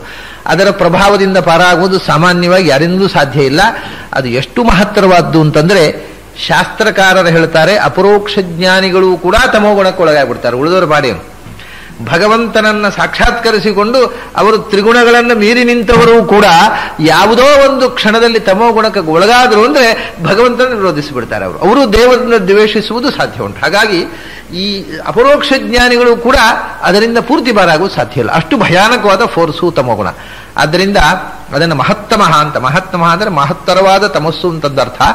ಮಹತ್ತಮಃ ಅಂದರೆ ಮಹಾತ್ಮರ ತಮಸ್ಸು ಅಂತ. ಮಹಾತ್ಮರಲ್ಲಿ ಇರತಕ್ಕಂಥ ತಮೋಗುಣ, ಮಹಾತ್ಮರಲ್ಲೂ ದೊಡ್ಡವರಲ್ಲೂ ಕೂಡ ತಮೋಗುಣದ ಕಾಟ ಇರುತ್ತೆ. ಅಂಥ ಮಹಾತ್ಮರ ತಮೋಗುಣವನ್ನು ವಿದಾರಿತ, ಅವರು ಸ್ವಂತಕ್ಕೆ ನಾಶಪಡಿಸಿಕೊಳ್ಳಲಾರರು. ತಮೋಗುಣದ ಪ್ರಭಾವ ಭಯಾನಕ. ಇನ್ನೊಂದೇನು ಗೊತ್ತುಂಟ, ನಮ್ಮ ದೇಹದಲ್ಲಿಯೂ ಹಾಗೆ ಅಲ್ವಾ, ತಮೋಗುಣದ ಅಂಶ ಜಾಸ್ತಿ. ದೇಹದಲ್ಲಿ ತಮೋಗುಣ ಮತ್ತು ರಜೋಗುಣ ಪಂಚಭೂತಗಳಿಂದ ನಿರ್ಮಿತವಾದದ್ದು ದೇಹ. ಅದರಲ್ಲಿ ಪಾರ್ಥಿವ ಶರೀರ, ನಮ್ಮಲ್ಲಿ ಪೃಥ್ವಿಯ ಅಂಶ ಜಾಸ್ತಿ, 50% ಪೃಥ್ವಿ. ಆಮೇಲೆ ಉಳಿದದ್ದು ನೀರು, ಬೆಂಕಿ, ಗಾಳಿ ಆಕಾಶ ಬಿಡಿ, ಅದು ಪ್ರತ್ಯೇಕವಾದಂತಹ ಘನ ವಸ್ತು ಅಲ್ಲ. ನಮ್ಮ ದೇಹದಲ್ಲಿ 50% ಮಣ್ಣಿನ ಅಂಶ ಇರೋದು. ಮಣ್ಣು ಅಂದರೆ ತಮಸ್ಸು, ನೀರು ಅಂದರೆ ರಜಸ್ಸು, ಬೆಂಕಿ ಅಂದರೆ ಸತ್ವ. ಹಾಗಾಗಿ ತಮೋಗುಣ 50% ಆಯ್ತಾ. ಉಳಿದದ್ದು ಎರಡು ಸೇರಿ ರಜಸ್ಸು ಸತ್ವ ಇರುವಂತಹದ್ದು ಅದು ಮತ್ತೆ 50%. ಅದರಲ್ಲಿ ಅರ್ಧಾಂಶ ತಮಸ್ಸು ಮತ್ತು ಅದೇ ಗಟ್ಟಿ. ಈ ದೇಹದಲ್ಲಿ ಮಣ್ಣಿನ ಅಂಶ ಹೋದರೆ ನೀರು, ಬೆಂಕಿ ಅಂಶ ಅಂದರೆ ಟೆಂಪರೇಚರ್ ಅಷ್ಟೇ, ಬದುಕಿದ್ದಾರೆ ಅನ್ನೋದಕ್ಕೆ ಸಾಕ್ಷಿ. ಆಮೇಲೆ ನಿಜವಾಗಿ ಇರತಕ್ಕಂಥದ್ದು ಒಳಗಿನಿಂದ ನೀರಿನ ಅಂಶ ಇದೆ, ನೆತ್ತರು ಇದೆಲ್ಲ ನೀರು. ಆದರೆ ಇದೆಲ್ಲಕ್ಕೂ ಆಧಾರವಾಗಿರತಕ್ಕಂಥದ್ದು ಮಣ್ಣು, ಈ ಮಣ್ಣಿನ ದೇಹ, ಅನ್ನಮಯ ದೇಹ. ಹಾಗಾಗಿ ಪೃಥ್ವಿ ಈ ದೇಹದಲ್ಲೂ ತಮಸ್ಸಿನ ಅಂಶ ಜಾಸ್ತಿ. ತಮಸ್ಸಿನ ಅಂಶ ಇಲ್ಲದೇ ಇದ್ರೆ ದೇಹವೇ ಬಿದ್ದು ಹೋಗುತ್ತೆ. ಬರೇ ನೀರು ದೇಹವಾಗಿರುವುದು ಸಾಧ್ಯ ಇಲ್ಲ, ಬರೇ ಬೆಂಕಿ ದೇಹವಾಗಿರುವುದು ಸಾಧ್ಯ ಇಲ್ಲ. ಅದಕ್ಕೆ ಮಣ್ಣಿನ ಆವರಣ ಕೋಟಿಂಗ್ ಇರುವುದರಿಂದ ಮಣ್ಣಿನೊಳಗೆ ನೀರು, ಬೆಂಕಿ ಕೂತಿದೆ. ಇದು ಮೃಣ್ಮಯ, ಇದು ಪಾರ್ಥಿವ, ಅರ್ಥಾತ್ ಇದು ತಾಮಸ, ಇದು ತಾಮಸ ಶರೀರ. ಅದರಿಂದ ಮಹತ್ತರವಾದಂತಹ ಈ ತಮಸ್ಸಿನ ಪ್ರಭಾವದಿಂದ ನಮ್ಮನ್ನು ವಿಧಾರಣೆ ಮಾಡುವುದು ಅಂದರೆ ಈ ತಾಮಸವಾದ ಶರೀರದಿಂದ ಬಿಡುಗಡೆಗೊಳಿಸುವುದೂ ಹೌದು, ಅಂದರೆ ಮುಕ್ತಿ. ಆಮೇಲೆ ಈ ದೇಹದಲ್ಲಿ ನಮಗೆ ಹೆಚ್ಚು ಪ್ರಭಾವ ತಮೋಗುಣದ್ದೇ. ಆ ತಮೋಗುಣದ ಪ್ರಭಾವದಿಂದ ನಮ್ಮನ್ನು ಪಾರುಗೊಳಿಸುವುದು, ಸತ್ವದ ಕಡೆಗೆ ಕರ್ಕೊಂಡು ಹೋಗ್ತಕ್ಕಂಥದ್ದು ಅದು ಭಗವಂತನೇ ಮಾಡಬೇಕಾದ ಕೆಲಸ. ನಾವೇ ಸತ್ವದ ಕಡೆಗೆ ಹೋಗೋಣ ಅಂತ ಆಗುವುದೇ ಇಲ್ಲ. ಮನಸ್ಸು ತಮಸ್ಸಿನ ಕಡೆಗೆ ಎಳೀತದೆ ನಮ್ಮನ್ನು. ಯಾಕೆಂದರೆ ಆ ಗ್ರಾವಿಟೇಷನ್ ಜಾಸ್ತಿ. ಅದಕ್ಕೆ ನಾನು ಹೇಳಿದೆ, ಗ್ರಾವಿಟೇಷನ್ ಇರುವುದು ಯಾವುದರಲ್ಲಿ? ಮಣ್ಣಿನಲ್ಲಿ. ಸೆಂಟರ್ ಆಫ್ ಗ್ರಾವಿಟಿ ಇರೋದು ನೀರಿನಲ್ಲಿ ಅಲ್ಲ, ಬೆಂಕಿಯಲ್ಲಿ ಅಲ್ಲ, ಮಣ್ಣಿನಲ್ಲಿ. ಅಂದರೆ ಏನಾಯ್ತು, ಅರ್ಥ ಏನಾಯ್ತು? ಸೆಂಟರ್ ಆಫ್ ಗ್ರಾವಿಟಿ ಇರೋದು ಎಲ್ಲಿಂದ? ತಮೋಗುಣದಲ್ಲಿ, ಸತ್ವಲ್ಲೇ ರಜಸ್ಸಲ್ಲ. ಇದರ ಅರ್ಥ ಅದನ್ನು ನಮ್ಮನ್ನು ಸೆಳೆಯೋದು, ಕೆಳಕ್ಕೆ ಎಳೆಯೋದು ತಮೋಗುಣ. ಅದೇ ಗ್ರಾವಿಟೇಷನ್, ಅದು ಮಣ್ಣಿನಲ್ಲಿದೆ, ಅದು ತಮೋಗುಣದ್ದು. ಆದರೆ ಇದರ ಗ್ರಾವಿಟೇಷನ್ ಏನು? ಸತ್ವದ ಗ್ರಾವಿಟೇಷನ್ ಎಲ್ಲಿದೆ? ಮೇಲ್ಮುಖವಾಗಿದೆ. ಅದು ಮೇಲಕ್ಕೆ ಹೋಗಬೇಕಾಗಿದ್ರೆ ಯಾರ ಹಿಡಿದು ಎತ್ತಬೇಕು, ಇಲ್ಲದೆ ನಾವು ಕೆಳಕ್ಕೆ ಹೋಗೋದು. ಮೇಲಕ್ಕೆ ಹೋಗಿಯೂ ಕೈ ಬಿಟ್ರೆ ಕೆಳಕ್ಕೆ ಬರೋದು. ಮತ್ತೆ ಅದರಿಂದ ನಿಜವಾದ ಸೆಳೆತ ಅಧೋಮುಖವಾಗಿದೆ. ಮೇಲಕ್ಕೆ ಹೋಗಬೇಕು ಅಂದ್ರೆ ಯಾರೋ ಮೇಲಕ್ಕೆ ನಮ್ಮನ್ನು ಎತ್ತಿಕೊಂಡೊಯ್ಯಬೇಕು. ಒಂದು ನಿಚ್ಚಳಿಗೆ ಬೇಕು, ಇಲ್ಲ ಏರೋಪ್ಲೇನ್ ಬೇಕು, ಏನೋ ಒಂದು ಬೇಕಪ್ಪ ಮೇಲಕ್ಕೆ. ನಾವಾಗೇ ಮೇಲೆ ಹೋಗೋದು, ನಮ್ಮ ಕೆಳಕ್ಕೆ ಹೋಗೋದು. ಹಾಗಾಗಿ ಇನ್ಯಾವುದೋ ಒಂದು ಶಕ್ತಿ ನಮ್ಮನ್ನು ಮೇಲಕ್ಕೆ ಕೊಂಡೊಯ್ಯಬೇಕು. ಆ ಶಕ್ತಿ ಭಗವಂತ, ನಮ್ಮನ್ನು ಮೇಲಕ್ಕೆತ್ತುವ ಶಕ್ತಿ. ಅದನ್ನೇ ತಮಸ್ಸು ಅಂದ್ರೆ ಕೆಳಕ್ಕೆ ತಳ್ಳುವ ಶಕ್ತಿ. ಅದರಿಂದ ಪಾರು ಮಾಡಿ ನಮ್ಮನ್ನು ಮೇಲಕ್ಕೆತ್ತುವ ಶಕ್ತಿ ಭಗವಂತ. ಅದನ್ನೇ ವಿದಾರಿತ ಮಹತ್ತಮಹನ್, ದೊಡ್ಡವರ ತಮೋಗುಣವನ್ನು ಕೂಡ ನಾಶ ಮಾಡಿ ಮಹತಾಂ ಬ್ರಹ್ಮೇಂದ್ರಾದಿಗಳಿಗೂ ಕೂಡ ಆ ತಮೋಗುಣದ ಪ್ರಭಾವದಿಂದ ಪಾರು ಮಾಡಿ ಅವರನ್ನು ಮೇಲಕ್ಕೆ ಒಯ್ದ ಶಕ್ತಿ. ಸರ್ವ ದೇವಾದಿ ದೇವಸ್ಯ ವಿದಾರಿತ ಮಹತ್ತಮಃ, ಸರ್ವ ದೇವಾದಿ ದೇವಸ್ಯ. ಎಂಥ ಭಗವಂತ ಅಂದ್ರೆ ಮಹತ್ತಾಗಿರತಕ್ಕಂಥ ದೇವತೆಗಳಲ್ಲಿಯೂ ಇರತಕ್ಕ ತಮೋಗುಣವನ್ನು ಪರಿಹರಿಸಿದವ ಅಂದಾಗ ಭಗವಂತನಿಗೆ ಅದು ಹೇಗೆ ಬಂತು ಆ ಶಕ್ತಿ? ಸರ್ವದೇವ ಆದಿದೇವಸ್ಯ ಅಂತ, ಎಲ್ಲ ದೇವತೆಗಳಿಗೂ ಆದಿದೇವನಾದವ ಅಂತ. ಎಲ್ಲ ದೇವತೆಗಳು ಅಂತಂದ್ರೆ 9 ಕೋಟಿ ದೇವತೆಗಳನ್ನು ಶಾಸ್ತ್ರಕಾರರು ಹೇಳ್ತಾರೆ. ನವಕೋಟ್ಯೋ ಹಿ ದೇವಾನ ಅಂತ. ಆಮೇಲೆ ಅವರಿಗೆ ಮತ್ತು ಇನ್ಕ್ರಿಮೆಂಟ್ ಆಗಿ 33 ಕೋಟಿ ಆಗಿದ್ದಾರೆ. ಆದರೆ ಅದು ಶಾಸ್ತ್ರೀಯವಾಗಿ ಇನ್ನೂ 9 ಕೋಟಿಯೇ ಇದ್ದಾರೆ. ಕೆಲವರು ಅವರಿಗೆ ಸ್ವಲ್ಪ ಸಂಖ್ಯೆ ಜಾಸ್ತಿ ಮಾಡಿಬಿಟ್ಟಿದ್ದಾರೆ. ಶಾಸ್ತ್ರಕಾರರ ಪ್ರಕಾರ ನವಕೋಟ್ಯೋಹಿ ದೈವಾನ, 9 ಕೋಟಿ ದೇವತೆಗಳು. ಅವರು ಮತ್ತೆ ಬೆಳೆಯೋದೇ ಇಲ್ಲ, ಅವರು ಜನಸಂಖ್ಯೆ ವೃದ್ಧಿ ಆಗೋದೇ ಇಲ್ಲ ಅವರಲ್ಲಿ, ದೇವತೆಗಳಲ್ಲಿ. ಆ 9 ಕೋಟಿಯಲ್ಲಿ ಸರ್ವದೇವಾಹ ಅಂದ್ರೆ 9 ಕೋಟಿ ದೇವತೆಗಳು. ಆ ದೇವತೆಗಳಿಗೂ ಎಲ್ಲರಿಗೂ ಕೂಡ ಆದಿದೇವ ಅಂದ್ರೆ ಎಲ್ಲರಿಗೂ ಕೂಡ ಆದಿ ಅಂದ್ರೆ ಕಾರಣನಾದವ, ಎಲ್ಲರಿಗಿಂತ ಮೊದಲಿದ್ದವ ಅಂದ್ರೆ ಎಲ್ಲರನ್ನೂ ಸೃಷ್ಟಿ ಮಾಡಿದ ಬ್ರಹ್ಮಾದಿ ಸಮಸ್ತ ದೇವತೆಗಳಿಗೂ ಮೂಲ ಶಕ್ತಿಯಾಗಿರತಕ್ಕಂಥ ದೇವರು ಅಂತ ಹೇಳಿದ್ರು, ಸರ್ವದೇವಾದಿ ದೇವಸ್ಯ. ಆದ್ದರಿಂದಲೇ ಬ್ರಹ್ಮಾದಿ ದೇವತೆಗಳ ತಮಸ್ಸನ್ನು ಕೂಡ ಪರಿಹರಿಸತಕ್ಕಂಥ ಶಕ್ತಿ ಇರತಕ್ಕ ಅಂಥ ಆನಂದಸ್ಯ ಪದಂ ವಂದೇ ಬ್ರಹ್ಮೇಂದ್ರಾದಿಭಿವಂದಿತಂ ಉದಾರಮಾದರಾನ್ನಿತ್ಯಂ ಅನಿಂದ್ಯಂ ಸುಂದರೀಪತೇ ಆನಂದಸ್ಯ ಪದಂ ವಂದೇ ಬ್ರಹ್ಮೇಂದ್ರಾದಿಭಿವಂದಿತಂ. 4ನೆಯ ಪದ್ಯದಲ್ಲಿ ಅದನ್ನ ಉದಾರಂ ಆದರಾತ್ ನಿತ್ಯಂ ಅನಿಂದ್ಯಂ ಸುಂದರೀಪತೇ ಆನಂದಸ್ಯ ಪದಂ ವಂದೇ. ನಿತ್ಯಂ ವಂದೇ ಅಂತಂದ್ರೀಗ. ನಿತ್ಯಂ ಅಂದ್ರೆ ನಿತ್ಯವಾದ ಭಗವಂತನ ಸ್ವರೂಪವನ್ನ ನಾನು ನಿತ್ಯವೂ ನಮಸ್ಕರಿಸುತ್ತೇನೆ. ಅಂದರೆ ಆಗೊಮ್ಮೆ ಈಗೊಮ್ಮೆ ಪುರುಸೊತ್ತಾದಾಗ ಮತ್ತು ತಾಪತ್ರಯ ಬಂದಾಗ ಮಾತ್ರ ದೇವರನ್ನು ಸ್ತುತಿಸುವುದು ನಮ್ಮ ಸ್ವಭಾವ. ಬೇರೆ ಸಮಯದಲ್ಲಿ ಹೇಳ್ತೇನೆ, ಪುರುಸೊತ್ತಿಲ್ರಿ, ದೇವರನ್ನ ಪೂಜೆ ಮಾಡಬೇಕು ಅಂತ ಉಂಟು, ಸ್ತೋತ್ರ ಹೇಳಬೇಕು ಅಂತ ಉಂಟು, ಪುರುಸೊತ್ತಾಗೋದಿಲ್ಲ ಅಂತ ಹೇಳ್ತೇವೆ. ಆಮೇಲೆ ಬಹಳ ತಾಪತ್ರಯ ಬಂದಾಗ ಪುರುಸೊತ್ತು ಮಾಡಿಕೊಳ್ತೇವೆ, ಯಾಕಂದ್ರೆ ತಾಪತ್ರಯ ಉಂಟು, ತಾಪತ್ರಯ ಪರಿಹಾರ ದೇವರನ್ನು ಸ್ತೋತ್ರ ಮಾಡಿದ್ರೆ ಮಾಡ್ತಾನೇನೋ, ನಾವು ಕಡೆ ಮಾಡದೆ ತಾಪತ್ರಯ ಹೆಚ್ಚು ಮಾಡೋದು ಬೇಡ, ಒಂದು ಸ್ತೋತ್ರ ಮಾಡುವ ಅಂತ. ಹಾಗಾಗಿ ಒಂದೋ ತಾಪತ್ರಯಗಳಿರಬೇಕು. ಆಮೇಲೆ ಅದರಿಂದ ಅದಕ್ಕೆ ಆಚಾರ್ಯ ಹೇಳ್ತಾರೆ, ನಾನು ತಾಪತ್ರಯಗಳಿದ್ದಾಗ ಭಗವಂತನನ್ನು ಸ್ತೋತ್ರ ಮಾಡುವವನಲ್ಲ, ಮತ್ತು ನನ್ನ ಸಹಜ ಸ್ವಭಾವ ಅದು. ನಾವೀಗ ಯಾಕೆ ಭಗವಂತನ ಸ್ತೋತ್ರ ಮಾಡೋದು ಅಂದ್ರೆ ಏನೋ ಒಂದು ಉದ್ದೇಶಕ್ಕಾದ್ರೆ ಏನೋ ಒಂದು ತಾಪತ್ರಯ ಉಂಟು, ಪರಿಹಾರ ಮಾಡು, ಒಂದು ಪುರುಷೋತ್ತು ಉಂಟು, ಈ ಬೇರೆ ಏನು ಕೆಲಸ ಇಲ್ಲ, ದೇವರ ಸ್ತೋತ್ರ ಹೇಳುವ ಅಂತ. ಹಾಗಲ್ಲ, ಇದು ನನ್ನ ಸ್ವಭಾವ, ಅದು ಸಹಜ ಸ್ವಭಾವ. ನಿತ್ಯಂ ಒಂದೇ ಅಂತ. ನಾನು ಯಾವುದೋ ಒಂದು ಕಾರಣಕ್ಕೋಸ್ಕರ ಒಂದು ಸಮಯ ವಿಶೇಷದಲ್ಲಿ, ಸಂದರ್ಭ ವಿಶೇಷದಲ್ಲಿ ಭಗವಂತನನ್ನು ಸ್ತೋತ್ರ ಮಾಡುವವನಲ್ಲ, ಸದಾ ಭಗವಂತನನ್ನು ಸ್ತೋತ್ರ ಮಾಡುವುದು ನನ್ನ ಸ್ವಭಾವ, ನೇಚರ್. ಅದರಿಂದ ನಿತ್ಯವೂ ಭಗವಂತನನ್ನು ಸ್ತುತಿಸುವ. ಈ ಸ್ತೋತ್ರ ಮಾಡುವಾಗ ಮಾತ್ರ ಅಲ್ಲ, ಅದು ನಿರಂತರ ಇರುವಂಥದ್ದು. ನಿತ್ಯವೂ ಭಗವಂತನನ್ನು ಸ್ತುತಿಸುವುದರಲ್ಲಿಯೂ ಕೂಡ ಭಗವಂತನನ್ನ 2 ವಿಧದಿಂದ ಸ್ತೋತ್ರ ಮಾಡಬಹುದಲ್ಲ. ಭಗವಂತನನ್ನ ಹೆದರಿ ಸ್ತೋತ್ರ ಮಾಡಬಹುದು, ಇಲ್ಲದೆ ನರಕ. ಈಗ ನಾವು ಭಗವಂತ ಸ್ತೋತ್ರ ಮಾಡುವುದರಲ್ಲಿ ನಿಜವಾಗಿ ಭಕ್ತಿ ಇಲ್ಲ, ಭಯ ಇರುವುದು. ದೇವರನ್ನ ನಂಬುವ ಅನೇಕ ಮಂದಿ ಅವರಿಗೆ ನಿಜವಾಗಿ ದೇವರಲ್ಲಿ ಭಕ್ತಿ ಇಲ್ಲ, ಮತ್ತೆ ಹೆದರಿಕೆ. ದೇವರು ಅಂದ್ರೆ ಒಂದು ಭಯಾನಕ, ಅವನು ಎಲ್ಲಿ ನರಕಕ್ಕೆ ಹಾಕಿ ಬಿಡ್ತಾನೋ ಅಂತ ಹೆದರಿ ದೇವರಲ್ಲಿ ಪ್ರಾರ್ಥನೆ ಮಾಡೋದು, ದೇವರಿಗೆ ಸುತ್ತು ಬರೋದು. ಅಂದ್ರೆ ಇದರ ಹಿಂದೆ ನಿಜವಾಗಿ ದೇವರ ಮೇಲೆ ಪ್ರೀತಿ ಇಲ್ಲ. ಪ್ರೀತಿ ಅಲ್ಲ, ಅದು ಭಯ. ಭಯದಿಂದ ದೇವರನ್ನ ಆರಾಧನೆ ಮಾಡತಕ್ಕಂಥ ಪ್ರವೃತ್ತಿ. ಆಚಾರ್ಯ ಹೇಳ್ತಾರೆ, ನನಗೆ ಭಯವೇ ಇಲ್ಲ ದೇವರು ಅಂದ್ರೆ. ಮತ್ತೆ ಆದರಾತ್, ನನಗೆ ದೇವರೊಂದು ಮಹಾಪ್ರಿಯವಾದ ವಸ್ತು, ಪ್ರೀತಿಯಿಂದ ನಾನು ದೇವರನ್ನ ಭಜನೆ ಮಾಡ್ತೇನೆ, ಭಯದಿಂದ ಅಲ್ಲ. ಮತ್ತು ದೇವರನ್ನ ನಾವು ಭಯದಿಂದ ಭಜನೆ ಮಾಡಬಾರದು, ಯಾಕಂದ್ರೆ ದೇವರು ಭಯಾನಕವಾದ ವಸ್ತು ಅಲ್ಲ. ಅದು ಉದಾರಂ, ಅದು ಕಾರಣ ಹೇಳ್ತಾರೆ, ಅದು ಬಹಳ ಉದಾರವಾಗಿದೆ. ಉದಾರ ಅಂದ್ರೆ 2 ಅರ್ಥ. ಎಲ್ಲಕ್ಕಿಂತ ದೊಡ್ಡದು ಒಂದು, ಎಲ್ಲಕ್ಕಿಂತ ದೊಡ್ಡದಾದ್ರೂ ನೀವು ಭಯ ಪಡಬೇಕಾದ್ದಿಲ್ಲ, ಯಾಕೆಂದ್ರೆ ಅದು ಉದಾರವಾಗಿದೆ. ಅಂದ್ರೆ ಉದಾರ ನಾವು ಕನ್ನಡದಲ್ಲಿ ಹೇಳ್ತಾರೆ, ತುಂಬ ಉದಾರಿಗಳು ಅಂತ ಹೇಳ್ತಾರೆ. ಅಂದ್ರೆ ಏನು ಕೇಳಿದ್ರೆ ಅದನ್ನು ಕೊಡುವಂಥವನು. ನೀನು ಯಾಕೆ ಹೆದರ್ತಿ? ನೀನು ತಪ್ಪನ್ನು ಕ್ಷಮಿಸುವುದ್ರೆ ಅದನ್ನು ಕ್ಷಮಿಸ್ತಾನೆ. ನೀನು ಏನು ಕೇಳಿದ್ರೆ ಅದನ್ನು ಕೊಡ್ತಕ್ಕಂಥ ಕರುಣಾಳು ಅಂತ ಅರ್ಥ ಉದಾರ ಅಂದ್ರೆ. ಬಹಳ ಉದಾರ್ಯ. ಅವನು ಎಂದೂ ಕೂಡ ಲೋಭಿಯಲ್ಲ, ಭಕ್ತರು ಕೇಳಿದ್ದನ್ನು ಕೊಡದೆ ಅದನ್ನು ಬುಗಿಮಿಷ್ಟಿ ಹಿಡಿಯುವವನಲ್ಲ, ಬಯಸಿದ್ದನ್ನು ಕೊಡುವ ಕರುಣಾಳು. ಮತ್ತೆ ಎಲ್ಲಿ ಕೊಡಬೇಕು ಅಂತ ಇದ್ರೂ ಅವನಿಗೆ ಕೊಡ್ಲಿಕ್ಕೆ ಆಗಬೇಕಲ್ಲ, ಅಂದ್ರೆ ಉದಾರ. ಎಲ್ಲವನ್ನು ಕೊಡಬಲ್ಲ ಸರ್ವಶ್ರೇಷ್ಠವಾದ ಶಕ್ತಿ, ಕೊಡುವ ತಾಕತ್ತುಳ್ಳವ, ಕೊಡುವ ಕಾರುಣ್ಯ ಉಳ್ಳವ, 2 ಅರ್ಥವನ್ನು ಉದಾರಂ ಅನ್ನೋದು ಹೇಳುತ್ತೆ.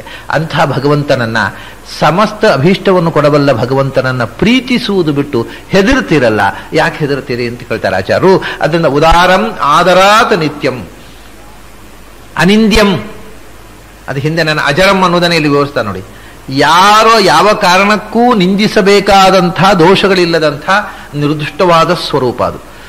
ಸುಂದರೀಪತೇ ಆನಂದಸ್ಯ, ಅಲ್ಲಿ ಇಂದಿರಾಧಾರಂ ಅನ್ನುವುದನ್ನೇ ಇಲ್ಲಿ ಬೇರೊಂದು ರೂಪದ ಜಗತ್ತಿನ ಸೌಂದರ್ಯದ ಖಣಿಯಾಗಿರತಕ್ಕಂಥ, ಲಕ್ಷ್ಮಿಗೂ ಸ್ವಾಮಿಯಾಗಿರತಕ್ಕ ಆನಂದ ಸ್ವರೂಪನಾದ ಭಗವಂತನ ಪದಂ ವಂದೇ ಬ್ರಹ್ಮೇಂದ್ರಾದಿಭಿವಂದಿತಂ. ಇಂದೀವರೋದರ ನಿಭಂ ಸುಪೂರ್ಣಂ ಆದಿಮೋಹನಂ ಆನಂದಸ್ಯ ಪದಂ ವಂದೇ ಬ್ರಹ್ಮೇಂದ್ರಾದ್ಯಭಿವಂದಿತಂ. ಅದರ ಮೇಲೆ ಈಗ ಪಾದವನ್ನ ಭಗವಂತನ ಮುಖಕ್ಕೆ ಬಂದು ಬಿಡ್ತಾರೆ ನೋಡಿ. ಇಂದೀವರೋದರ ನಿಭಂ, ಇಂದೀವರೋದರ ದಳನಯನ ಅಂತ ಹಿಂದೆ ವರ್ಣನೆ ಮಾಡಿದ್ದು. ಇಂದಿವರೋದರ ದಳನಯನ ಮಂದರ ಧಾರ ಗೋವಿಂದ ಒಂದೇ ಅಂತ. ಇಂದೀವರೋದರ ನಿಭಂ ಅಂತ ಇಲ್ಲಿ ಹೇಳ್ತಾರೆ. ಇಂದೀವರ ಉದರ ನಿಭಂ. ಇಂದೀವರ ಅಂದರೆ ಕಮಲ, ಅದರ ಉದರ ಅಂದರೆ ಮಧ್ಯ, ಕಮಲದ ನಡುವಿನ ಕೇಸರದ ಭಾಗ. ಆ ಕಮಲದ ನಡುವಿನ ಕೇಸರದಂತೆ ನಿಭ ಅಂದರೆ ಪ್ರಕಾಶವುಳ್ಳವನು. ಅದರಂತೆ ಕಮಲದ ಮಧ್ಯಭಾಗದ ಪ್ರಕಾಶ ಅಂದರೆ ಅದು ಯಾವ ಕಮಲ? ಎರಡೂ ಆಗಬಹುದು. ಅದನ್ನು ಅದಕ್ಕೋಸ್ಕರವೇ ಅಸ್ಪಷ್ಟವಾಗಿ ಇಂದೀವರ ಅಂತಂದರು. ಇಂದೀವರದಲ್ಲಿ 3 ಥರದ ಕಮಲಗಳನ್ನು ಹೇಳ್ತಾರೆ ಇಂದೀವರವನ್ನು ಸಂಸ್ಕೃತದಲ್ಲಿ. ಒಂದು ಇಂದೀವರ ಕಮಲ, ಅದು ಬೆಳ್ಳಗಿರ್ತದೆ, ಎಲ್ಲ ಸಾಮಾನ್ಯವಾಗಿ ಎಲ್ಲ ಕಡೆ ನಮಗೆ ಸಿಗುವಂತಹದ್ದು, ಬಿಳಿದಾವರೆ. ಇನ್ನೊಂದು ಕಮಲ ಕೆಂಪಾಗಿರ್ತದೆ, ಕೆಂದಾವರೆ, ಅದು ಇಂದೀವರವೇ. ಮತ್ತೊಂದು ಕನ್ನೈದೆ ಅಂತ ಹೇಳಿದೆ ನಾನು, ನೈದೆಲೆ ಕಪ್ಪಾಗಿರ್ತದೆ. ನೀಲ, ಕಪ್ಪು ಅಂದರೆ ಬ್ಲ್ಯಾಕ್ ಅಲ್ಲ, ಬ್ಲೂ. ನೀಲಿ ವರ್ಣ ಹೂವುಗಳಲ್ಲಿ ಕಪ್ಪು ಬಣ್ಣದ ಹೂ ಇರೋದಿಲ್ಲ, ನೀಲಿ ವರ್ಣದ ಹೂಗಳು ಇರ್ತವೆ. ಹೀಗೆ 3 ಥರದ ಇಂದೀವರಗಳಿವೆ. ಇಂದೀವರದ ಉದರ ಅಂದರೆ ಅದರ ಮಧ್ಯಭಾಗ, ಅದರ ಕೇಸರ, ಅಥವಾ ಇಂದೀವರೋದರ ದಳನಯನ ಅಂತ ಅದರ ಒಳಗಿನ ಎಸಳು. ಯಾಕೆಂದ್ರೆ ಹೊರಗಿನ ಎಸಳಿಗಿಂತ ಒಳಗಿನ ಹೆಸರು ಹೆಚ್ಚು ಕೋಮಲವಾಗಿರುತ್ತೆ. ಅದಕ್ಕೋಸ್ಕರ ಅದರ ಇಂದೀವರದ ಉದರ ಅಂದರೆ ಮಧ್ಯಭಾಗದ ಎಸಳು. ಒಂದು ಹೊರಗಿನ ಎಸಳು ಅದು ಹೆಚ್ಚು ಚಾಚಿಕೊಂಡು ಅದು ಬೇಗ ಬಾಡುತ್ತೆ, ಒಳಗಿನ ಎಸಳು ತುಂಬ ಮೃದುವಾಗಿ ತುಂಬ ಸುಂದರವಾಗಿರ್ತದೆ. ಆದ್ದರಿಂದ ಇಂದೀವರದ ಉದರ ಅಂದರೆ ಒಳಗಿನ ಎಸಳು, ಅದರಂತೆ ಇರುವವನು ಅಂತ. ಅಂದರೆ ಇದರಲ್ಲಿ ನೋಡಿ, ಇಂದೀವರದ ಒಳಗಿನ ಎಸಳಿನಂತೆ ಇರುವುದು ಭಗವಂತನ ಕಣ್ಣು, ಅದು ಇಂದೀವರೋದರ ದಳ ನಯನ, ಅದು ಇಂದೀವರದ ಒಳಗಿನ ಹೆಸರಿನಂತೆ ಇರುವಂತಹದ್ದು. ಆಮೇಲೆ ಒಳಗಿನ ಹೆಸರಿನಂತೆ ನೀಲವರ್ಣ ಇರುವಂಥದ್ದು ಅದು ಕೆಂಬಣ್ಣ ಅಂತ ಇಟ್ಟುಕೊಂಡ್ರೆ ನಸುಗೆಂಪು, ಅದು ಕಣ್ಣಾಯಿತು. ನಸುಗೆಂಪು ಅಂತ ಇಟ್ಟುಕೊಂಡ್ರೆ ಕಣ್ಣು ಆಗಬಹುದು, ಭಗವಂತನ ಇಡೀ ಶರೀರವೂ ಆಗಬಹುದು. ಯಾಕೆಂದ್ರೆ ಭಗವಂತನನ್ನ ಪ್ರೋದ್ಯದ ಆದಿತ್ಯ ವರ್ಣ ಉದ್ಯದ್ ಭಾಸ್ವತ್ಸಮಾಭಾಸ, ಉದಿಸುವ ಸೂರ್ಯನಂತೆ ಕೆಂಬಣ್ಣದವ ಅಂತ ಭಗವಂತನ ವರ್ಣವನ್ನು ಹೇಳ್ತಾರೆ. ಹಾಗಾಗಿ ಭಗವಂತನ ಮೈಬಣ್ಣ ನಸುಕೆಂಬಣ್ಣ ಹೌದು. ಹಾಗಾಗಿ ಕಮಲದ ಹೆಸರಿನಂತೆ ನಸುಕೆಂಬಣ್ಣದವನು ಅಂದರೆ ಅವನ ಮೈಬಣ್ಣ ಅಥವಾ ಕೆಂಬಣ್ಣದ ಕಣ್ಣು ಉಳ್ಳವನು, ನಸುಕೆಂಬಣ್ಣದ ತಾವರೆ ಹೆಸರಿನಂತಹ ಕಣ್ಣು ಉಳ್ಳವ. ನೀಲ ಅಂತ ಇಟ್ಟುಕೊಂಡ್ರು ಕೂಡ, ನೀಲ ತಾವರೆ ಅಂತ ಇಟ್ಟುಕೊಂಡ್ರೆ ನೀಲ ತಾವರೆಯಂತೆ ಮೈಬಣ್ಣ ಉಳ್ಳವನು ಭಗವಂತ. ನೀಲವರ್ಣನೂ ಹೌದು, ಭಗವಂತ ರಕ್ತಕರ್ಣನೂ ಹೌದು. ಆಮೇಲೆ ಭಗವಂತ ಶುಕ್ಲವರ್ಣನೂ ಹೌದು, ಅದು ಭಗವಂತನ. ಅದರಿಂದ ಬಿಳಿದಾವರೆ ಯಾವುದೂ ಆಗ್ಬೋದು. ಅದಕ್ಕೋಸ್ಕರ ಇಂದೀವರೋದರ ನಿಭಂ ಅಂತಂದ್ರು ಆಚಾರ್ಯರು. ತಾವರೆಯ ನಡುವಿನ ಎಸಳಿನಂತೆ ಇರುವ ಮೈಬಣ್ಣ, ಅದು ನೀಲ, ಅದು ಬಿಳಿ, ಅದು ಕೆಂಪು, ಅಥವಾ ಕಣ್ಣು ನಸು ಕೆಂಪು, ಯಾವುದೂ ಆಗಬಹುದು. ಸುಪೂರ್ಣಂ, ಅದು ಸುಪೂರ್ಣಂ ಅಂದರೆ ಪರಿಪೂರ್ಣವಾದದ್ದು, ತಾನು ಪರಿಪೂರ್ಣವಾದದ್ದು, ಮತ್ತು ಪೂರಯತೀತಿ ಪೂರ್ಣಂ, ನಮ್ಮಲ್ಲಿ ಪೂರ್ಣತೆಯನ್ನು ತಂದುಕೊಡುವಂಥದ್ದು. ಯಾರು ಆ ಭಗವಂತನನ್ನು ಉಪಾಸನೆ ಮಾಡಿದರೂ ಅವರು ಪೂರ್ಣತೆಯನ್ನು ಪಡೀತಾರೆ, ಮತ್ತು ಸ್ವಯಂ ಅದು ಪೂರ್ಣವಾದದ್ದು. ಆದರೆ ವಾದಿ ಮೋಹನಂ ತಂದರು. ಭಗವಂತನ ಬಗೆಗೆ ವಾದ ಮಾಡ್ತಾರಲ್ಲ, ಚರ್ಚೆ, ಲಾಜಿಕ್, ದೇವರು ಇದ್ದಾನೆ ಅಥವಾ ಇಲ್ಲ, ಇದ್ರೆ ಹೇಗಿದ್ದಾನೆ, ಈ ಚರ್ಚೆ ಮಾಡೋರದ್ದು ಅವಸ್ಥೆ ನೋಡಿ ಆಚಾರ್ಯರು ನಗುತ್ತಾರೆ. ಯಾಕೆಂದ್ರೆ ದೇವರನ್ನು ಕಾಣದೇ ದೇವರ ಬಗ್ಗೆ ವಾದ ಮಾಡ್ತಾರಲ್ಲ ಈ ಮಂದಿ. ಲಾಜಿಕ್ ಅಂದ್ರೆ ಕಾಣದೇ ಇದ್ದ ಸಂಗತಿಯಲ್ಲಿ ಲಾಜಿಕ್ ಮಾಡಿದ್ರೆ ಎಷ್ಟು ಮಾಡ್ಬೋದು, ಏನು ಮಾಡ್ಬೋದು, ತಲೆ ಇಲ್ಲ ಬಿಡೋದಿಲ್ಲ ಅದಕ್ಕೆ. ನಾವು ಕಾಣದ ಸಂಗತಿಯ ಬಗ್ಗೆ ವಾದ ಮಾಡಿದರೆ, ಅಂದ್ರೆ ಲಾಜಿಕಲ್ ಡೈಲೆಕ್ಟಿಕ್ಸ್, ವಾದ ತರ್ಕ ಮಾಡಿದರೆ ಅದು ಏನೂ ಕೂಡ ತಿಳಿಯೋದಿಲ್ಲ. ಅದರಲ್ಲಿ ಹೇಗೂ ವಾದ ಮಾಡಬಹುದು, ಯಾಕೆಂದ್ರೆ ವಾದಕ್ಕೆ ಬೇಸ್ ಇಲ್ಲ, ಎಕ್ಸ್ಪೀರಿಯನ್ಸ್ ಇಲ್ಲ. ನಾವು ಅದು ಹಾಗಿರಬಹುದು, ಹಾಗಾದ್ರೆ ಹಾಗೆ ವಾದ ಮಾಡುವ, ಹೀಗಿರ್ಬೋದು ಹಾಗಾದ್ರೆ ಹೀಗೆ. ಯಾಕಂದ್ರೆ ವಾದ ಹೇಗೆ ಮಾಡ್ಲಿಕ್ಕೂ ಬರುತ್ತೆ. ವಾದ ಅನ್ನೋದು ನಮ್ಮ ಬುದ್ಧಿಯ ಒಂದು ಚಮತ್ಕಾರ ಅಷ್ಟೇ. ಅದನ್ನು ಹೇಗೆ ಮಾಡಬೇಕು ಅನ್ನೋದಕ್ಕೆ ಬೇಸ್ ಇಲ್ಲ. ಮತ್ತೆ ಹಾಗಾದ್ರೆ ದೇವರು ಹೇಗಿದ್ದಾನೆ, ಈಗ ಅದರಿಂದ ಎಷ್ಟೋ ವಾದಗಳು, ಅದನ್ನು ಭಗವಂತನ ಬಗ್ಗೆ ಎಷ್ಟು ವಾದಗಳು ಬೆಳೆದವು. ಭಗವಂತ ನಿರ್ಗುಣ ಅಂತ ಒಂದು ವಾದ ಬೆಳೆಯಿತು. ಭಗವಂತನಿಗೂ ಜೀವನಿಗೂ ಭೇದ ಇಲ್ಲ, ನಾನೇ ಭಗವಂತ ಅಂತಂದ್ರು ಕೆಲವರು. ನಾನೇ ಭಗವಂತ ಅಲ್ಲ, ನನಗಿನ್ ಸ್ವಲ್ಪ ವಾಸಿ ಅಂತ. ಅವನು ಅಷ್ಟಗುಣ ಅಂತ ಹೇಳಿದರು. ಆಮೇಲೆ ಅವನು ನಿರ್ಗುಣ ಅಂದರು. ಅವನು ಜಗತ್ತು, ಅವನು ಜಗತ್ತಿನ ಸ್ವರೂಪ ಅಂದರು. ಅಲ್ಲ, ಜಗತ್ತು ಅವನ ಶರೀರ, ಅವನು ಜಗತ್ತಿನೊಳಗಿರತಕ್ಕವಾದ. ಜಗತ್ತು ಅವನ ಶರೀರವೂ ಅಲ್ಲಪ್ಪ, ಜಗತ್ತು ಅವನ ಶರೀರ ಅಂತ ನಮ್ಮ ಹಾಗೆ ಅವನ ಶರೀರವು ನಾಶವಾಗುತ್ತೆ, ನಶ್ವರವಾದ ಶರೀರ ಆಯಿತು ಭಗವಂತನಿಗೆ. ಅದರಿಂದ ಅವನು ಜ್ಞಾನಾನಂದಮಯ ಶರೀರ, ಅವನ ಜಗತ್ತು ಅವನ ಶರೀರ ಅಲ್ಲ. ಹೀಗೆ ಎಷ್ಟು ವಿಧವಾಗಿ ಭಗವಂತನ ಬಗ್ಗೆ ಚರ್ಚೆಗಳು ಬೆಳೆದವು. ವೇದವನ್ನು ಓದಿದವರು ಇದೆಲ್ಲ ಚರ್ಚೆ ಬರೆದವರು, ಎಲ್ಲರಿಗೂ ಮೂಲ ವೇದವೇ. ಹಾಗಾಗಿ ವಾದ ಮಾಡುವವರಿಗೆ, ಅರ್ಥಾತ್ ಆಚಾರ್ಯ ಏನು ಹೇಳುವುದು ಅಂದರೆ, ಇದೆಲ್ಲ ನ ತತ್ರ ಚಕ್ಷುರ್ಗಚ್ಚತೆ ನ ವಾಗ್ಗಚ್ಚತೆ ನೋ ಮನಃ. ಅದನ್ನು ನೀನು ಮನಸ್ಸಿನಿಂದ ಚಿಂತನೆ ಮಾಡಿ ತರ್ಕದ ಬಲದಿಂದ ದೇವರು ಹೀಗೆ ಅಂತ ನಾನು ತೀರ್ಮಾನ ಮಾಡಿಬಿಡ್ತೇನೆ ಅಂತ ಹೊರಟ್ರೆ ನೀನು ಗೊಂದಲದಲ್ಲಿ ಬೀಳ್ತೀಯ. ವಾದಕ್ಕೆ ಸಿಲುಕುವಂತಹ ಸಂಗತಿ ಅಲ್ಲ ಅದು.